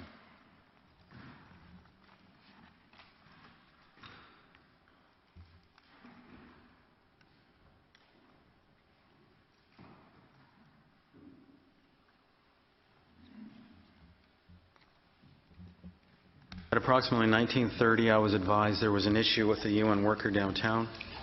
I took several of my police with me. I went down to the police station and found a lieutenant HVs who came with me. At a certain part of town, in an open courtyard in between two apartment buildings, there was approximately 30 military individuals standing around. At that point, they were very agitated because of our weapons. I had to give up my long arm and my pistol to my second in command. And then I went to talk to who I believed who was in charge, who I thought was the commander of 4 Brigade. There was a UN pickup truck with the right front tire shot out, and it was flat. The back of the truck was filled with personal belongings, and there was a UN employee, a Serbian interpreter, standing there. When I approached the individual, there was an HV civilian police there, young, who spoke very good English, and he asked. I asked about the situation. The commander showed me a piece of paper that was in, I believe, Croatian, that showed that this individual had served in the ARSK Army for, I believe, 9 or 10 months. Through the interpreter, he said he was a Chetnik and they were going to kill him. All I understood from the commander was the word Chetnik, and I understood what it meant. Apparently, this individual had left our camp, gone to his own accommodation, and was retrieving personal items. We negotiated back and forth that he could not shoot the individual. It was not his responsibility. The individual belonged to me. And eventually, he agreed that the individual would go with me. However, he said he could not guarantee the safety of the individual if his soldiers saw him, or my safety, which was the first time they said that. He said that any helicopters leaving our camp with Serbs would be shot down, and any Serb men of military age 19 to 60 who leave our camp would be shot. At this point, we took the individual, we surrounded him, moved him back to our 2 vehicles, and drove him back to our camp.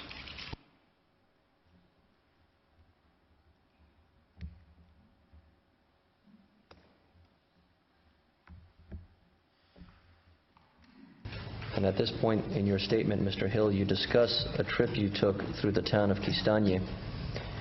And I would like you to describe for the court what you witnessed in that town. That was the worst town I had seen for damage. There was no inhabitants at all. I believe there was an HV company there on the factory side. The majority of the homes were destroyed by either artillery or fire. They had artillery impacts on the outside of the town for the first time, where we saw how they had walked the artillery into the town. There was a massive war memorial, beautiful, huge, made of, it appeared to be granite, that had been virtually destroyed.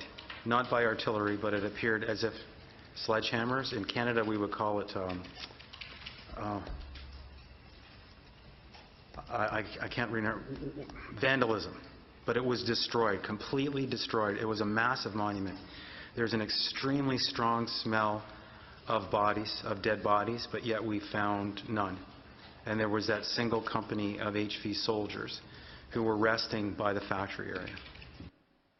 Now, Mr. Hill, here you discuss what you saw in the town of Gračac, and I'd like you to tell the court, please, what you witnessed there. We saw artillery impacts in the fields leading up to the town.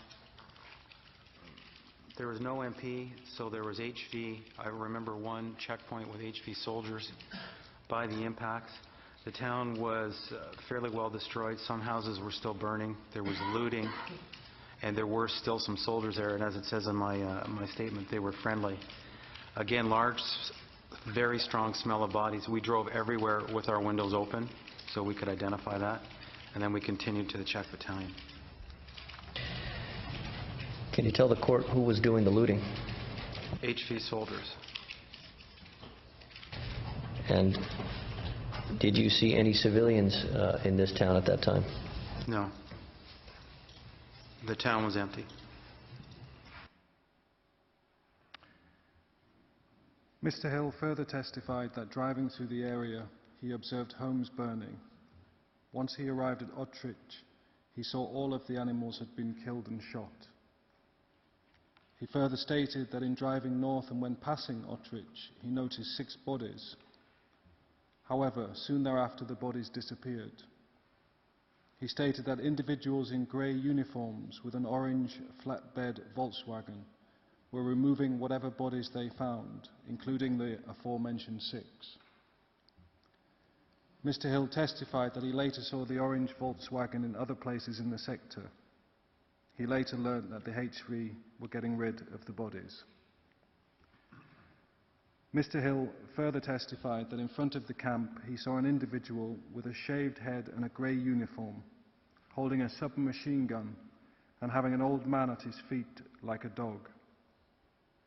Mr. Hill testified that Ivan Juric, the HV military commander, the military police commander, in control of all military police units operating in the former RSK during Operation Storm, told him that the armed man was a member of the counter-terrorist unit that was a part of the military police. Juric stated, quote, "All Serbs in the former RSK were considered terrorists," close quote. Moving to the testimony of General Leslie, given in the Gotovina trial on the 22nd and 23rd of April 2008. Mr. Andrew Leslie, a Canadian Army General, was the Chief of Staff of UN CRO stationed in Knin, Sector South, from March to August of 1995. In summary, he testified to the deliberate attempt to shell, or the indiscriminate shelling of, civilian structures and areas by the Croatian forces on the 4th and 5th of August 1995 in Knin. He confirmed that he had observed a large number of men, women and children who had been killed or injured during the operation. He described the chaotic mixed columns of departing Serbian civilians and military personnel. Mr. Leslie also confirmed that the Croatian forces had refused to allow the UN CRO personnel to leave their UN compound after the initial shelling of the area.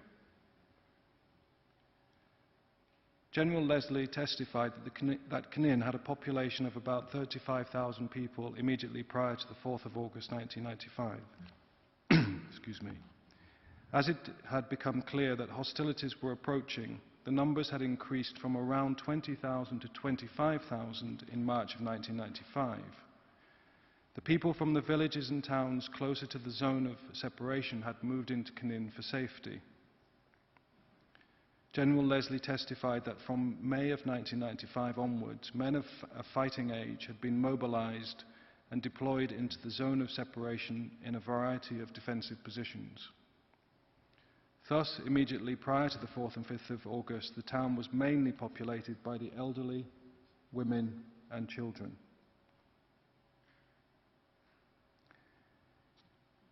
In describing the consistent shell fire on the 4th of August 1995, General Leslie testified that the intensity was high between approximately 5 and 7 a.m. At 7 a.m. it diminished markedly. Quote, "Instead of having explosions all over the city of a consistent nature, the explosions and shell fire was grouped across specific regions of the city which varied, wherein you'd have a shell detonating, a minute or 2 or 3 would go by, another shell detonating 200 to 300 meters away from where the first one went off." Close quote. There was no, quote, "discernible pattern that corresponded to any obvious point of aim of military value. The fire was, to put it in layman's terms, all over the place." Close quote. Most of the fire was directed towards the centre of the town. That process would be repeated several times. Then 4 to 6 shells landed tightly grouped together. This signified, according to the witness, that the HV artillery was engaged in, quote, "fire or target group or grid procedures," close quote. That is, directing the artillery, quote, "in an effort to hit targets," close quote. Mr. Leslie confirmed that, open quote, "the vast majority of the target grid procedures' centre of mass impact were in and amongst residential structures," close quote. The quote, "vast majority of the fire was not legitimate military targets," close quote. General Leslie testified that on the 5th of August 1995, the same pattern of shelling as had occurred on the previous day was repeated. At approximately 9 a.m. on the 5th of August 1995, Mr. Leslie left the Sector South headquarters compound. He had been asked to assist in the evacuation of the Knin Hospital. I invite you, Mr. President, members of the Court, to hear General Leslie's own words as he describes the scene he encountered. The piece of testimony will last in the region of 2 minutes and 30 seconds.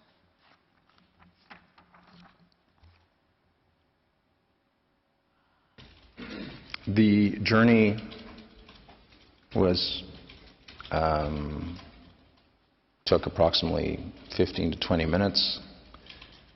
We started with 6 vehicles.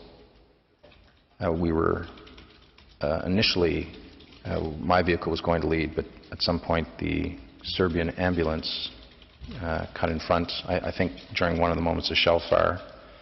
There were 2 significant periods of shell fire en route. One was in the area of the train yards before you got to the main traffic circle, quite close to the vehicles to the extent that they were rocked by the blast. And the second, which was in the area of, or prior to the North Dalmatian Corps headquarters after the traffic circle. En route, the town appeared to be, from what I could see, essentially deserted. There were dead along the route, numbering somewhere in the order of 15 to 20 scattered hither and yon along that main route, occasionally up a side street. There was an enormous debris field along that route of baggage and suitcases and even furniture until we got to the turnoff, which left Knin to the north and west, at which point the route became relatively clear.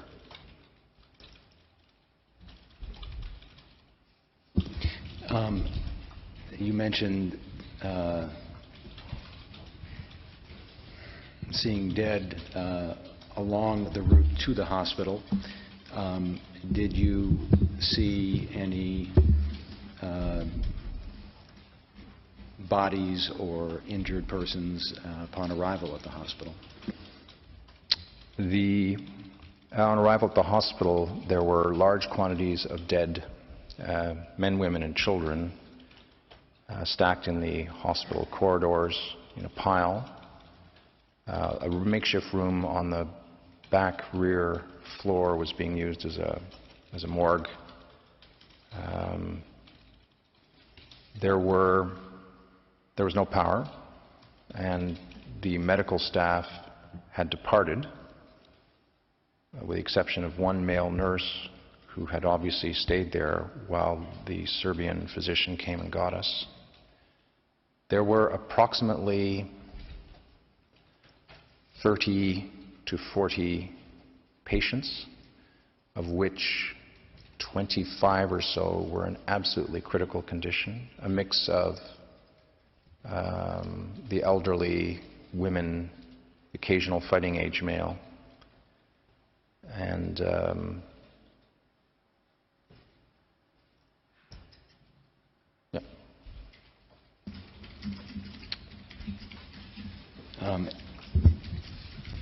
while at could we ask the witness large quantities of men, women and children stacked in the hospital? What do I have to understand approximately by large quantities, where you are saying 30 to 40 patients, 25 in an absolute critical condition? What about the dead bodies? Sir, it's very difficult to estimate. I would say the number was no lower than 30 and probably no higher than 50 or 60. Yes, but in the tens of bodies. Yes, sir. Yes. General Leslie also testified about the fleeing columns. Starting on the 4th of August, he observed Serbian soldiers in a column of vehicles. Within a couple of hours, this column became constant and steady, quote, where you'd have trucks carrying 2 or 3 soldiers, 5 or 6 women and children, followed by a put-put, which is this tractor pulling this wooden cargo flat rack that might have all soldiers, followed by a normal tractor pulling at a hay wagon that would have all women and children. So it was truly a chaotic melange of people driving by Sector South headquarters, close quote. The witness further testified that UNCRO personnel after Operation Storm were not allowed to leave their camps. Again, it is useful to hear him describe this state of affairs.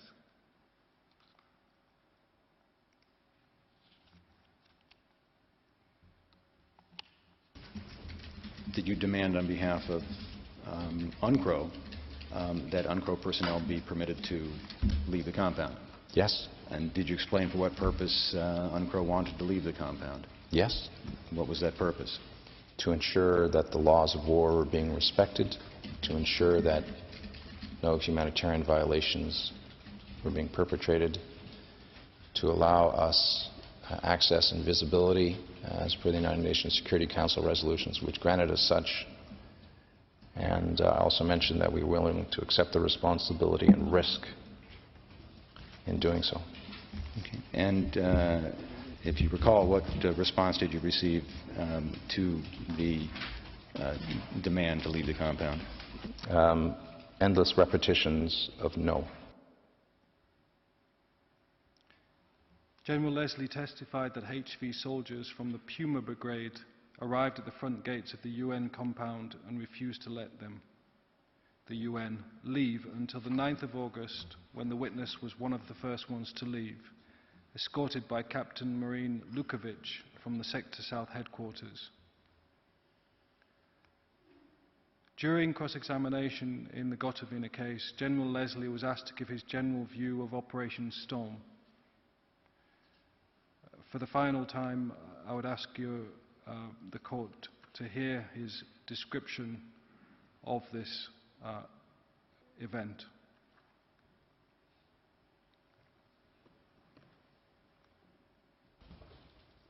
So what you're saying is that Operation Storm was conducted with a high degree of expertise.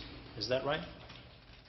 I, as a military professional, would agree that certain elements of Operation Storm were conducted with a high degree of expertise if the aim was to ensure that the local population was cleansed from the region.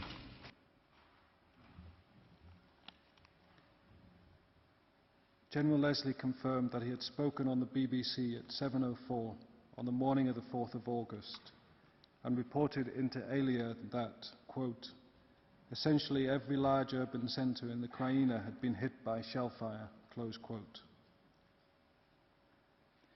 General Leslie further testified that the observations in the August 7th report from Mr. Stoltenberg to the Secretary General with regard to the attack on Knin were inaccurate. Contrary to the observations, General Leslie testified that most of the civilians had not fled the city of Knin before it was shelled, and the shelling was not directed at only the 3 military barracks located there. Lastly, General Leslie concluded that the shelling he had observed was either a deliberate attempt to shell civilian areas and structures or the indiscriminate shelling of such structures and areas. Moving to the civilian witnesses, Boza Sousa, who gave a witness statement on the 23rd of May 2012. Mr. Boza Sousa stated that in May of 1991 he resided with his family in Beograd near Zadar, where he worked as a carpenter for a construction company. The witness stated that one day when he arrived to work, Croats from a place called St. Filip Jakov near Beograd ordered him to leave or else they would kill him. Mr. Sousa stated that at that time he would receive phone threats because he was a Serb.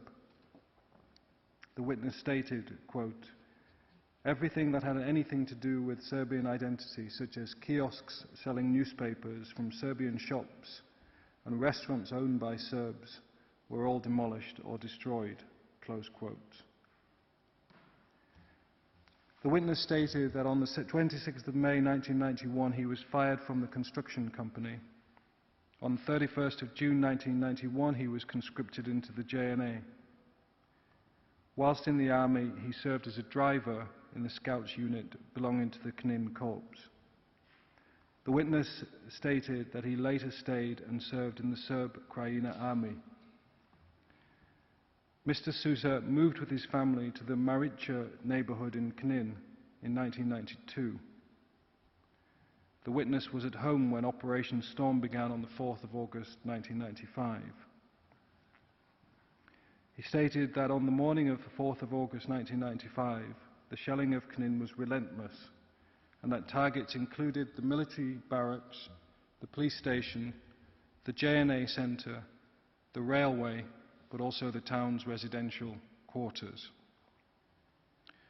All of the residential areas other than Marići were shelled because, quote, this estate was inhabited by Croats, close quote. The witness opined that this was because the Croatian forces knew that the owners of these houses would return someday. On the 4th of August, quote, no one fired back from Knin in response to the attack. Not a single bullet was fired, close quote. The witness stated that on the same morning of the 4th of August 1995, around 9 or 10 o'clock, massive convoys of civilian refugees arrived in Knin. Residents of entire villages came from the direction of Dernis, Velika and Stomacha. The witness noted that these convoys had to pass through Knin and the intense shelling on the way to Kistanja and a place called Tužba. He observed that even the roads that the convoys took had been shelled. The witness stated that around 8 p.m. on that day he put his family and some neighbours he had hidden in a basement into a UN vehicle and drove them to a house near to where the UN troops were stationed, where he thought they would be safer. On the 5th of August 1995, Mr. Sousa saw the Croatian army entering Knin from Strmca via Crvena Zemlja. According to the witness, infantry soldiers wearing camouflage units followed the tanks. The witness stated that he later found out this unit was the 7th Guard Brigade of Varazdin, and it was known as the Pumas.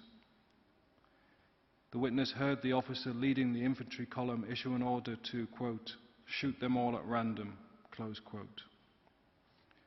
The witness was hidden.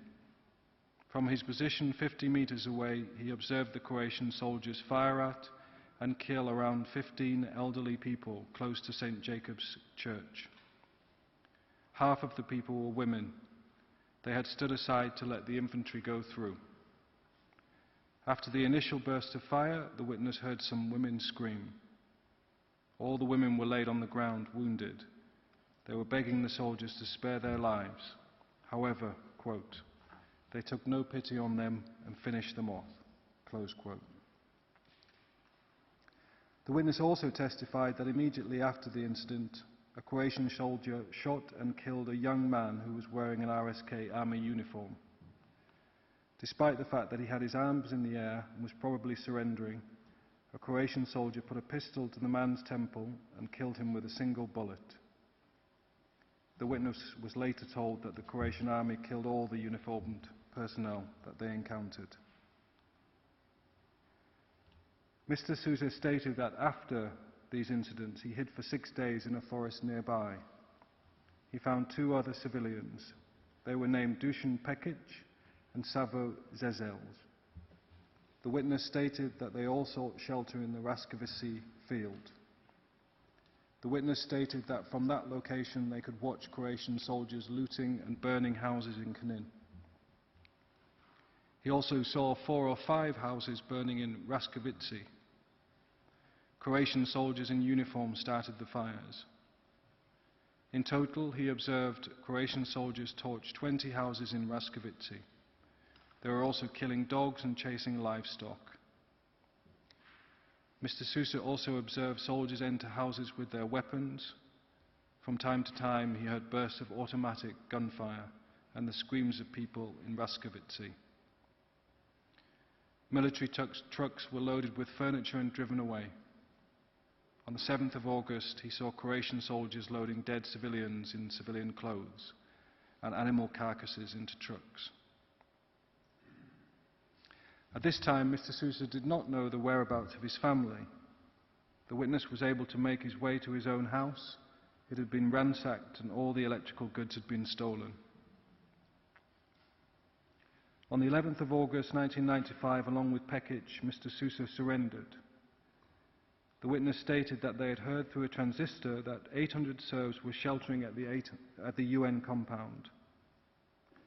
Mr. Sousa stated that, quote, Tuđman called on all people who had not bloodied their hands to remain behind, close quote. Since he had not done anything wrong or committed any crime, at around 8 a.m. they went to the International Red Cross building in Knin. In Knin, the witness observed overturned refugee tractors and horse-drawn carts damaged by shells. He also saw road workers filling the gaping holes on the road that were the result of the shelling. 2 ICRC employees registered them, and then 2 Croatian military policemen took them away to the Senjak barracks, where the 72nd MP Combat Unit from Lora in Split was housed. Mr. Sousa related how the Croatian military policemen tore up their ICRC registration cards and forced them to scrub the floors for 2 hours while being beaten. The witness testified that he and Pekic suffered beatings and inhumane treatment. The MPs were beating them with bats and shovel handles. They put a ram's bell around his neck and forced him to bleat, then to bray like a donkey and bark like a dog. A photograph was taken during this abuse.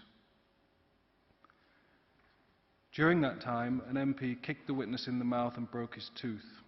He was beaten with clubs and across his head with a broom. He was threatened with having his throat slit. His ribs were broken during this inhumane treatment. Mr. Sousa stated that as a result of these beatings, for some months afterwards he could not walk properly or stand unaided.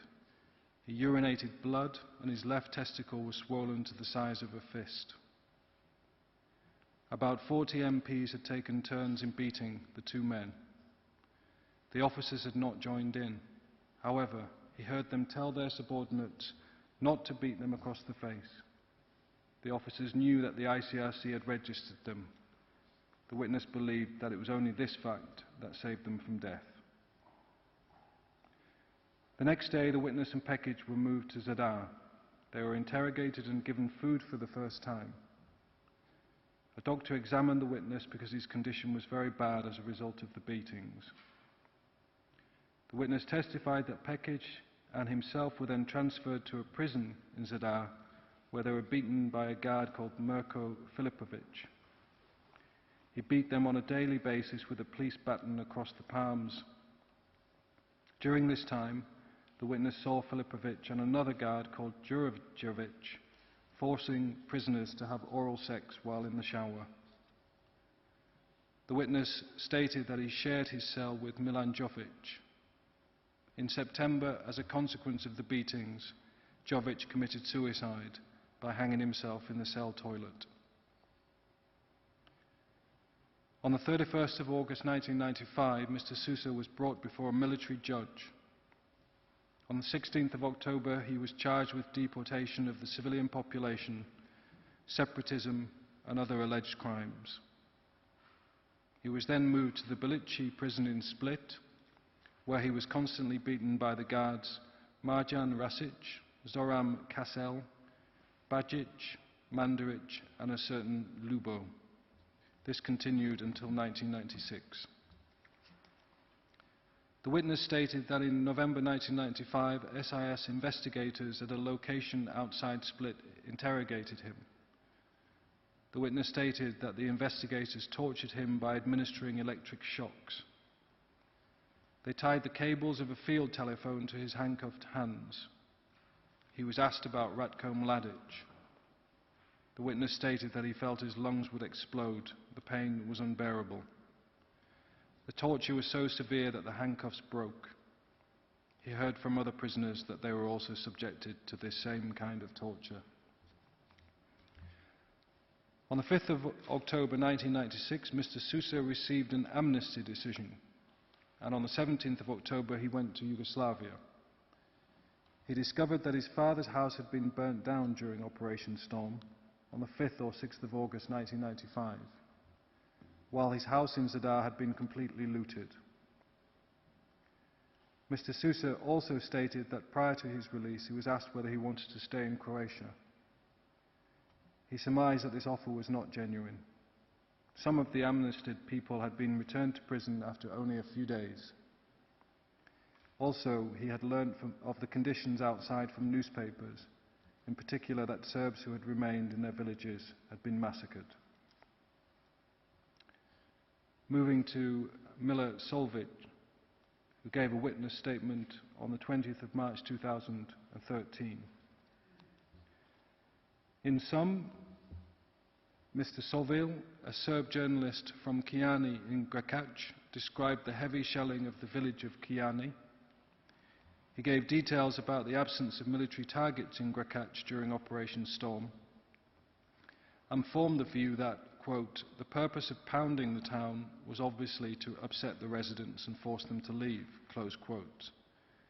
His father refused to leave Kijani. The witness testified to the massacre by HV soldiers of the elderly people and civilians that remained in the village, in particular his father and 13 others. The village was also completely destroyed. The witness stated that he was in Grakac on the night of the 3rd to 4th of August 1995 when Operation Storm commenced. He stated that at around 5 a.m. a shell fell near his home. On the 4th of August 1995, different parts of the town were shelled. Around 15 shells fell in the part of the town he used to live. The witness stated that during Operation Storm there were no military installations or personnel in Grakac. There was no one to return the fire. At around 2 p.m. or 3 p.m. the local population formed a convoy to leave and started heading towards Bosnia. The people thought that they would be able to return to their homes when the shelling stopped. At around 4 p.m. on the same day, he went to Kijani to retrieve his wife and child. He was told that the shelling of Grakac continued after he left.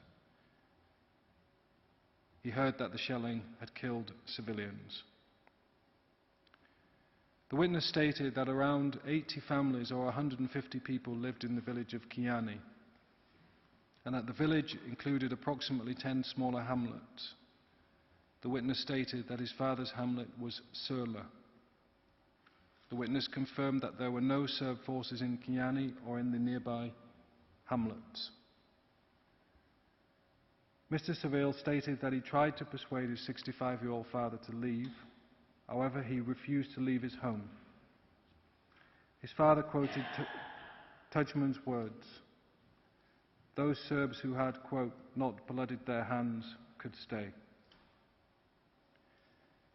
At around 1 a.m. on the 5th of August 1995, Mr. Seville and a dozen other people from 2 or 3 of the Seville families in the village left by truck.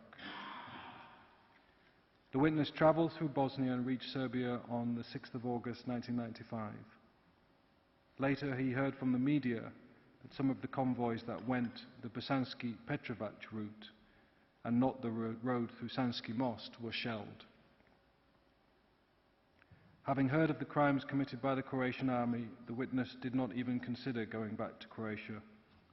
He tried unsuccessfully for a year through international organisations and the Croatian Helsinki Committee to obtain news of his father.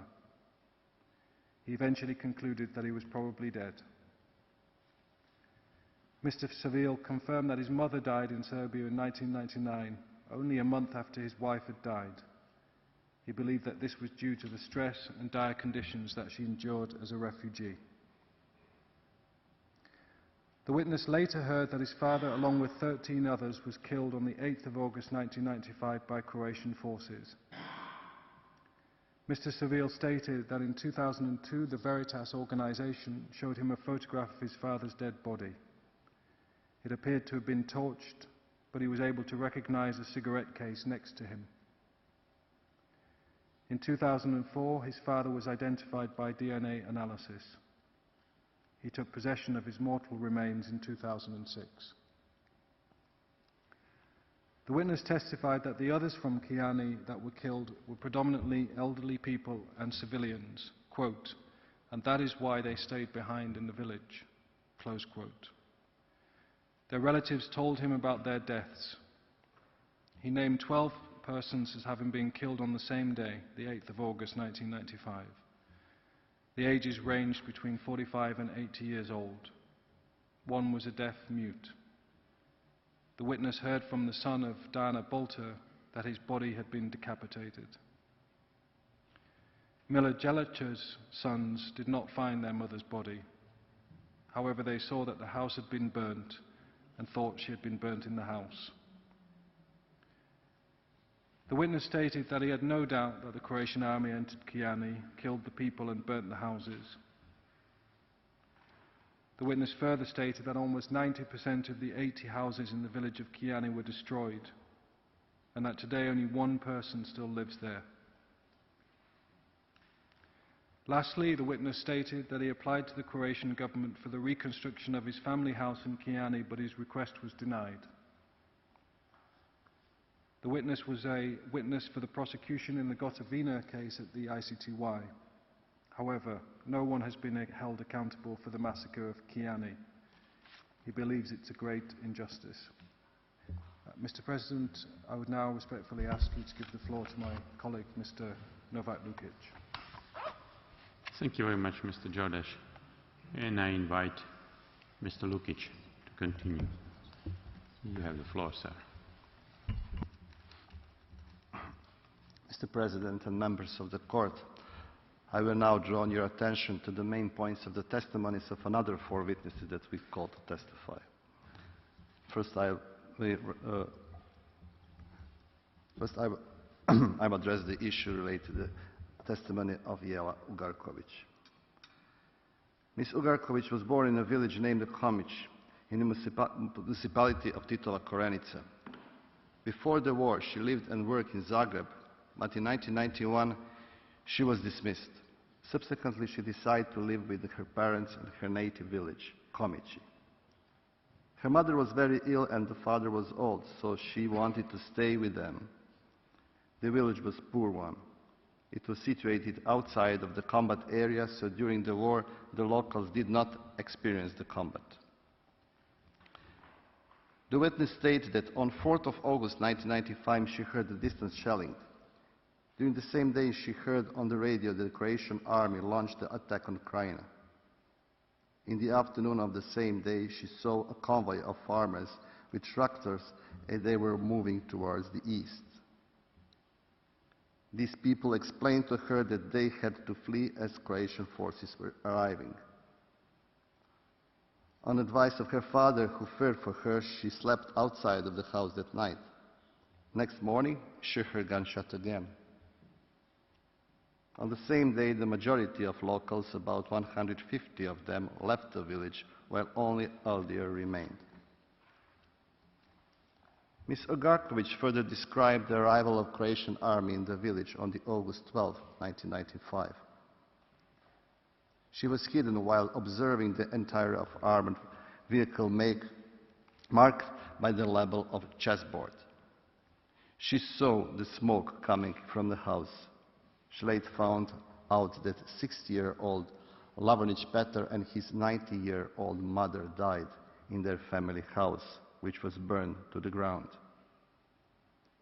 Their remains were found beneath the burned family house, remaining there even 6 months after the event. Ms. Ogarkovic is an eyewitness when the Croatian soldier burned down her house and when her immobile mother died. She was hidden 50 meters away. This is how she described what happened. Quote, "Two soldiers entered the house on the one side and the other two on the other side, and I froze and hid among the trees. They entered all the rooms as well as a large barn and threshing barn. Shortly after I heard the soldiers say, quoting, 'Guys, we burn it all, let's go,' end of quote. And the soldiers left. I waited a little, then ran toward the house thinking that I could save my mother, but it was already too late. The roof of the summer kitchen had collapsed and completely dropped. It was all lit on in a second as they had set fire to all rooms. I will never forget that moment." End of quoting. She describes seeing the burning of other houses in the village as well, and the next day she visited a neighborhood village and saw more burned houses and dead domestic animals. The remaining villagers decided to hide in the hills above their homes in fear of being killed. Around August 25th, they decided to seek help from the Czech square of Umprofor. They helped them to evacuate 18 locals. Ms. Ogarkovic later returned to the village to bury the remains of her mother. She also obtained information on the other deaths. According to this information, one disabled person was found dead next to the burned house. The second person was found dead in the garden. One deaf person was missing. From a total of 89 individuals in the village, according to the witness, about 80% of all estates were burned. It was similar with the neighborhood village, while about 70% of buildings were destroyed. Now to the testimony of Mr. Ilija Babic. Ilija Babic was born and, like many previous generations of his family, spent his life in Mokro Polje in the municipality of Knin. This place covered an area about 70 square kilometers with 39 small hamlets and about 1,500 inhabitants. All of the residents were the Serbian ethnicity. Mokro Polje was located deep in the territory of UMPA Zone South, outside of the combat operation, where there were no military facilities. In his statement, Mr. Babic described the events that occurred in this location after the beginning of Operation Storm, commencing on August 4, 1995.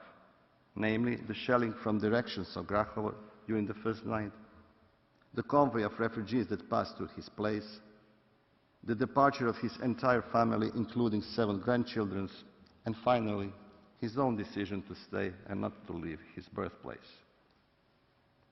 The next day, he found a total of 64 residents that remain in Mokropolje were hiding in their homes. The Croatian army, as testified by Babic, entered his village after 2 days. He saw a burning house at the entrance in the village. Previously, the electricity power had been cut. He saw Croatian soldiers shooting at tractor and then capturing and taking away 3 civilians.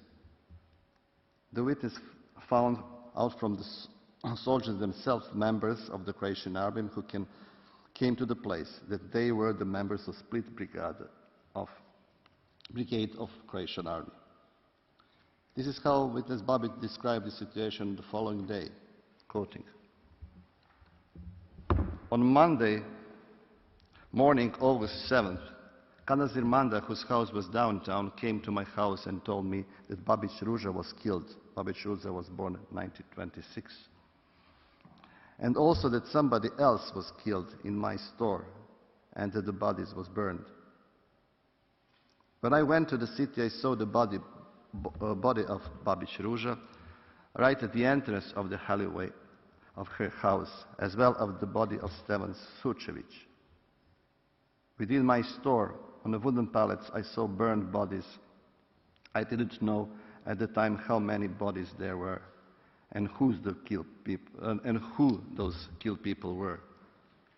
I have later learned that among those people were Manojlić Steva and Ruža and Sava Traživuk, and after the war their bodies were found in the Knin cemetery. He also described his knowledge of the murder of 2 people in the hamlet of the Popovic, as well as the bodies that were later found in the presence of UNPROFOR and Croatian police officers. Among other observations, he described discovering a person born in 1913 who had been shot twice in the head, and body of a woman born in 1928 who had been dumped in the well. According to testimony of Babic, members of UNPROFOR were only allowed to enter in place after 15 of August 1995. The witness said in his statement that during and after the Operation Storm, 53 residential and 15 commercial buildings were burned down in Mokropolje itself. Thousands of goats and sheep were slaughtered, as well as the hundreds of pigs. Hamlet Prevljaš was completely burned and destroyed, and in the period of making of written statement there were less than 10 people remaining in Mokropolje. Now I turn the testimony of Mirko Mrkobrad. He gave his statement to the district court in Požarevac in the Republic of Serbia in 1997. The statement has been submitted by the respondent as Annex 52 of rejoinder. Mrkobrad was born in 1961. He was a police inspector who worked in the Ministry of Interior Affairs of Croatia. At the beginning of the war, he had left Karlovac and settled with his family in the municipality of Vrgin Most. On August 8, 1995, his entire family moved with the convoy of refugees toward Bosnia. He initially stayed in his place, but afterwards he also joined the convoy of refugees. Mrkobrad described the attack on the convoy of Serbian refugees who were on the move on the August 8, 1995, near Ravnorašće settlement. The attack began with an artillery barrage that lasted about 10 minutes. One shell hit a vehicle in the convoy that set on fire, thereby preventing further movement of the refugees. According to the Mrkobrad's estimation, around 30 people were killed and many more were wounded by shelling in the cut-off part of the column in which he stood. After the artillery fire had ceased, about 50 members of the Croatian army approached the convoy of refugees and opened fire from automatic weapons and mortars. Witness Mrkobrad said that there was a number of dead people. He further described the events in the settlement of Glina, which occurred after the arrival of his group of refugees.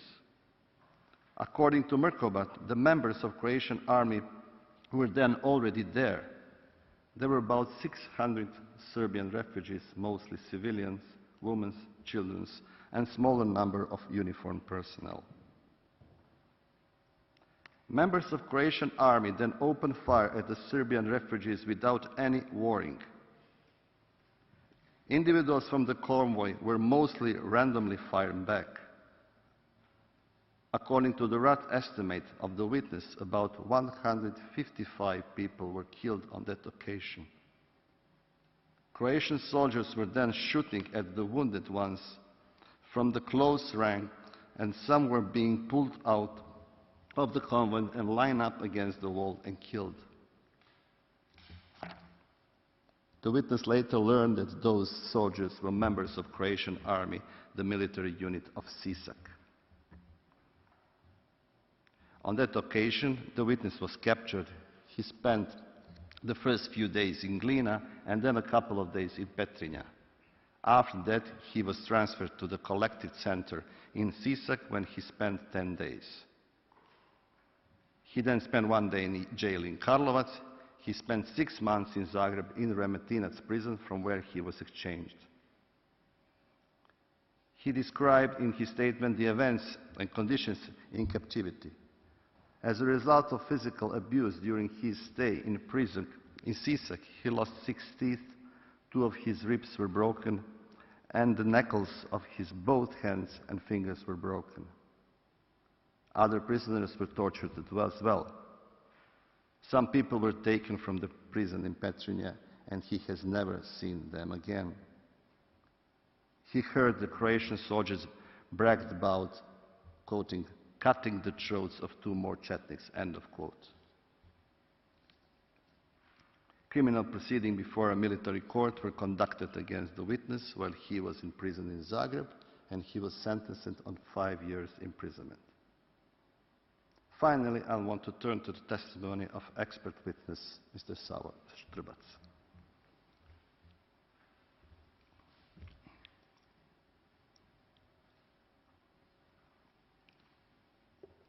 Mr. Savo Štrbac is an expert witness who had prepared a statement about his work and the work of NGO Veritas relating to the Serb victims of war and post-war period in the territory of Republic of Croatia. I will use this opportunity to underline the most specific portions of that report or statement, with special emphasis on the findings relating to the Serb victims during the after Operation Storm. Mr. Štrbac was born in 1949 in Croatia in the territory of Krajina. He lived and worked there until August 1995, when Croatian army launched the attack on Krim. Since then, he lives and works in Belgrade. In his jurist career, he had been municipal and the district judge in Croatia, and as of 1990, he practiced law as attorney, being a member of Bar Association of Croatia, Republic of Srpska Krajina, and finally Serbia. He retired in 2011. As of 1991, Mr. Štrbac was also involved in humanitarian activities. Firstly, in activities relating to exchange of prisoners, and after that, extensively through the humanitarian organization Veritas, founded in 1993, which he had presided over from the foundation to the present days. Throughout its existence, Veritas cooperated with the gathering and evidence and facts for the needs of relevant state organs in conducting criminal proceedings for war and other crimes. Since 1994, Veritas actively cooperated with the prosecutor of the ICTY, as well with the crime prosecutors in the entire region of the former Yugoslavia. Veritas also cooperates with the other states and international and non-governmental organizations that are operating in similar activities, such as the State Commission of Detained and Missing Persons of Republic Serbia, Bosnia and Herzegovina, and Croatia, RCIC, ICMP, OSCE, UNHCR, The RCIC published the material of Veritas in their publication after the Conference of Missing Persons in Geneva 2003. In his report, Mr. Strubac explains the methods of work of gathering information of detained and missing Serbs. And those are, quoting, information gathered from the family, information from the media, reports of non-governmental, governmental and international organizations, reports of military units of international peacekeeping forces, memoirs, archives materials, court records, witness interviews, visits to the site of execution and burial of victims, exhumation and identification reports, comparison of lists of missing persons and data from census of the citizens, refugees, publishing lists and information on the missing persons in the media. The report also specifically emphasized that the Veritas information must be transparent, available to the public, and updated on a regular basis. Periodical publication and bulletins are published, and as of 1999, the list of killed or missing persons can be found on the Veritas web page. This information is subject to the constant verification and amendments. The information submitted to this Honourable Court within the report are based upon information received until the 31st of December 2012. However, the information in the Veritas report now is not final, as noted by Mr. Strubac in his statement. To the present date, the data has been updated and it's still being updated, and it's publicly available on the website of Veritas. For the sake of this presentation, I should primarily focus on the data of the victims of war in general and on the victims of Operation Stone in particular. According to Mr. Strubac's report, Veritas recorded 6,284 victims. Until the 31st December 2012, 4,382 victims were buried. The number of 1,902 victims are still recorded as missing. 57 victims were younger than 18, and 1,443 victims, which is forming a 23% of the total number, were older than 60. In a chronological analysis of the report states that in 1990, 2 persons were killed. In 1991, 2,571 persons, or 41%. In 1992, I would just use the percent, 11. And in 1993, 10% of total number were killed. And in 1994, 3%, and the total number of 2,138, or 34%, were killed in 1995. In the Operation Storm, there were 1,713 victims. It has been established that 73% of them were male and 27% were female. It has also been established that 62% of them were civilians and 38 were uniformed persons. 9 victims were younger than 18 years. 47 of total number of victims were older than 60. For 3%, or 45 victims, the age are not determined. When analyzing the time frame of these events, Mr. Strubac states that 1,672 persons were killed from the onset of Operation Storm until the end of 1995. And when focusing on the period of Operation Storm from 4th till 12th August 1995, The report states that a total of 1,513 persons were killed, out of which there were 887 civilians, 616 combatants, and 10 policemen. At least 254 persons were killed during the attack of refugee column. Out of the number, 228 persons were subsequently exhumed. Only in Knin municipality, 357 persons were killed. 237 of them were civilians.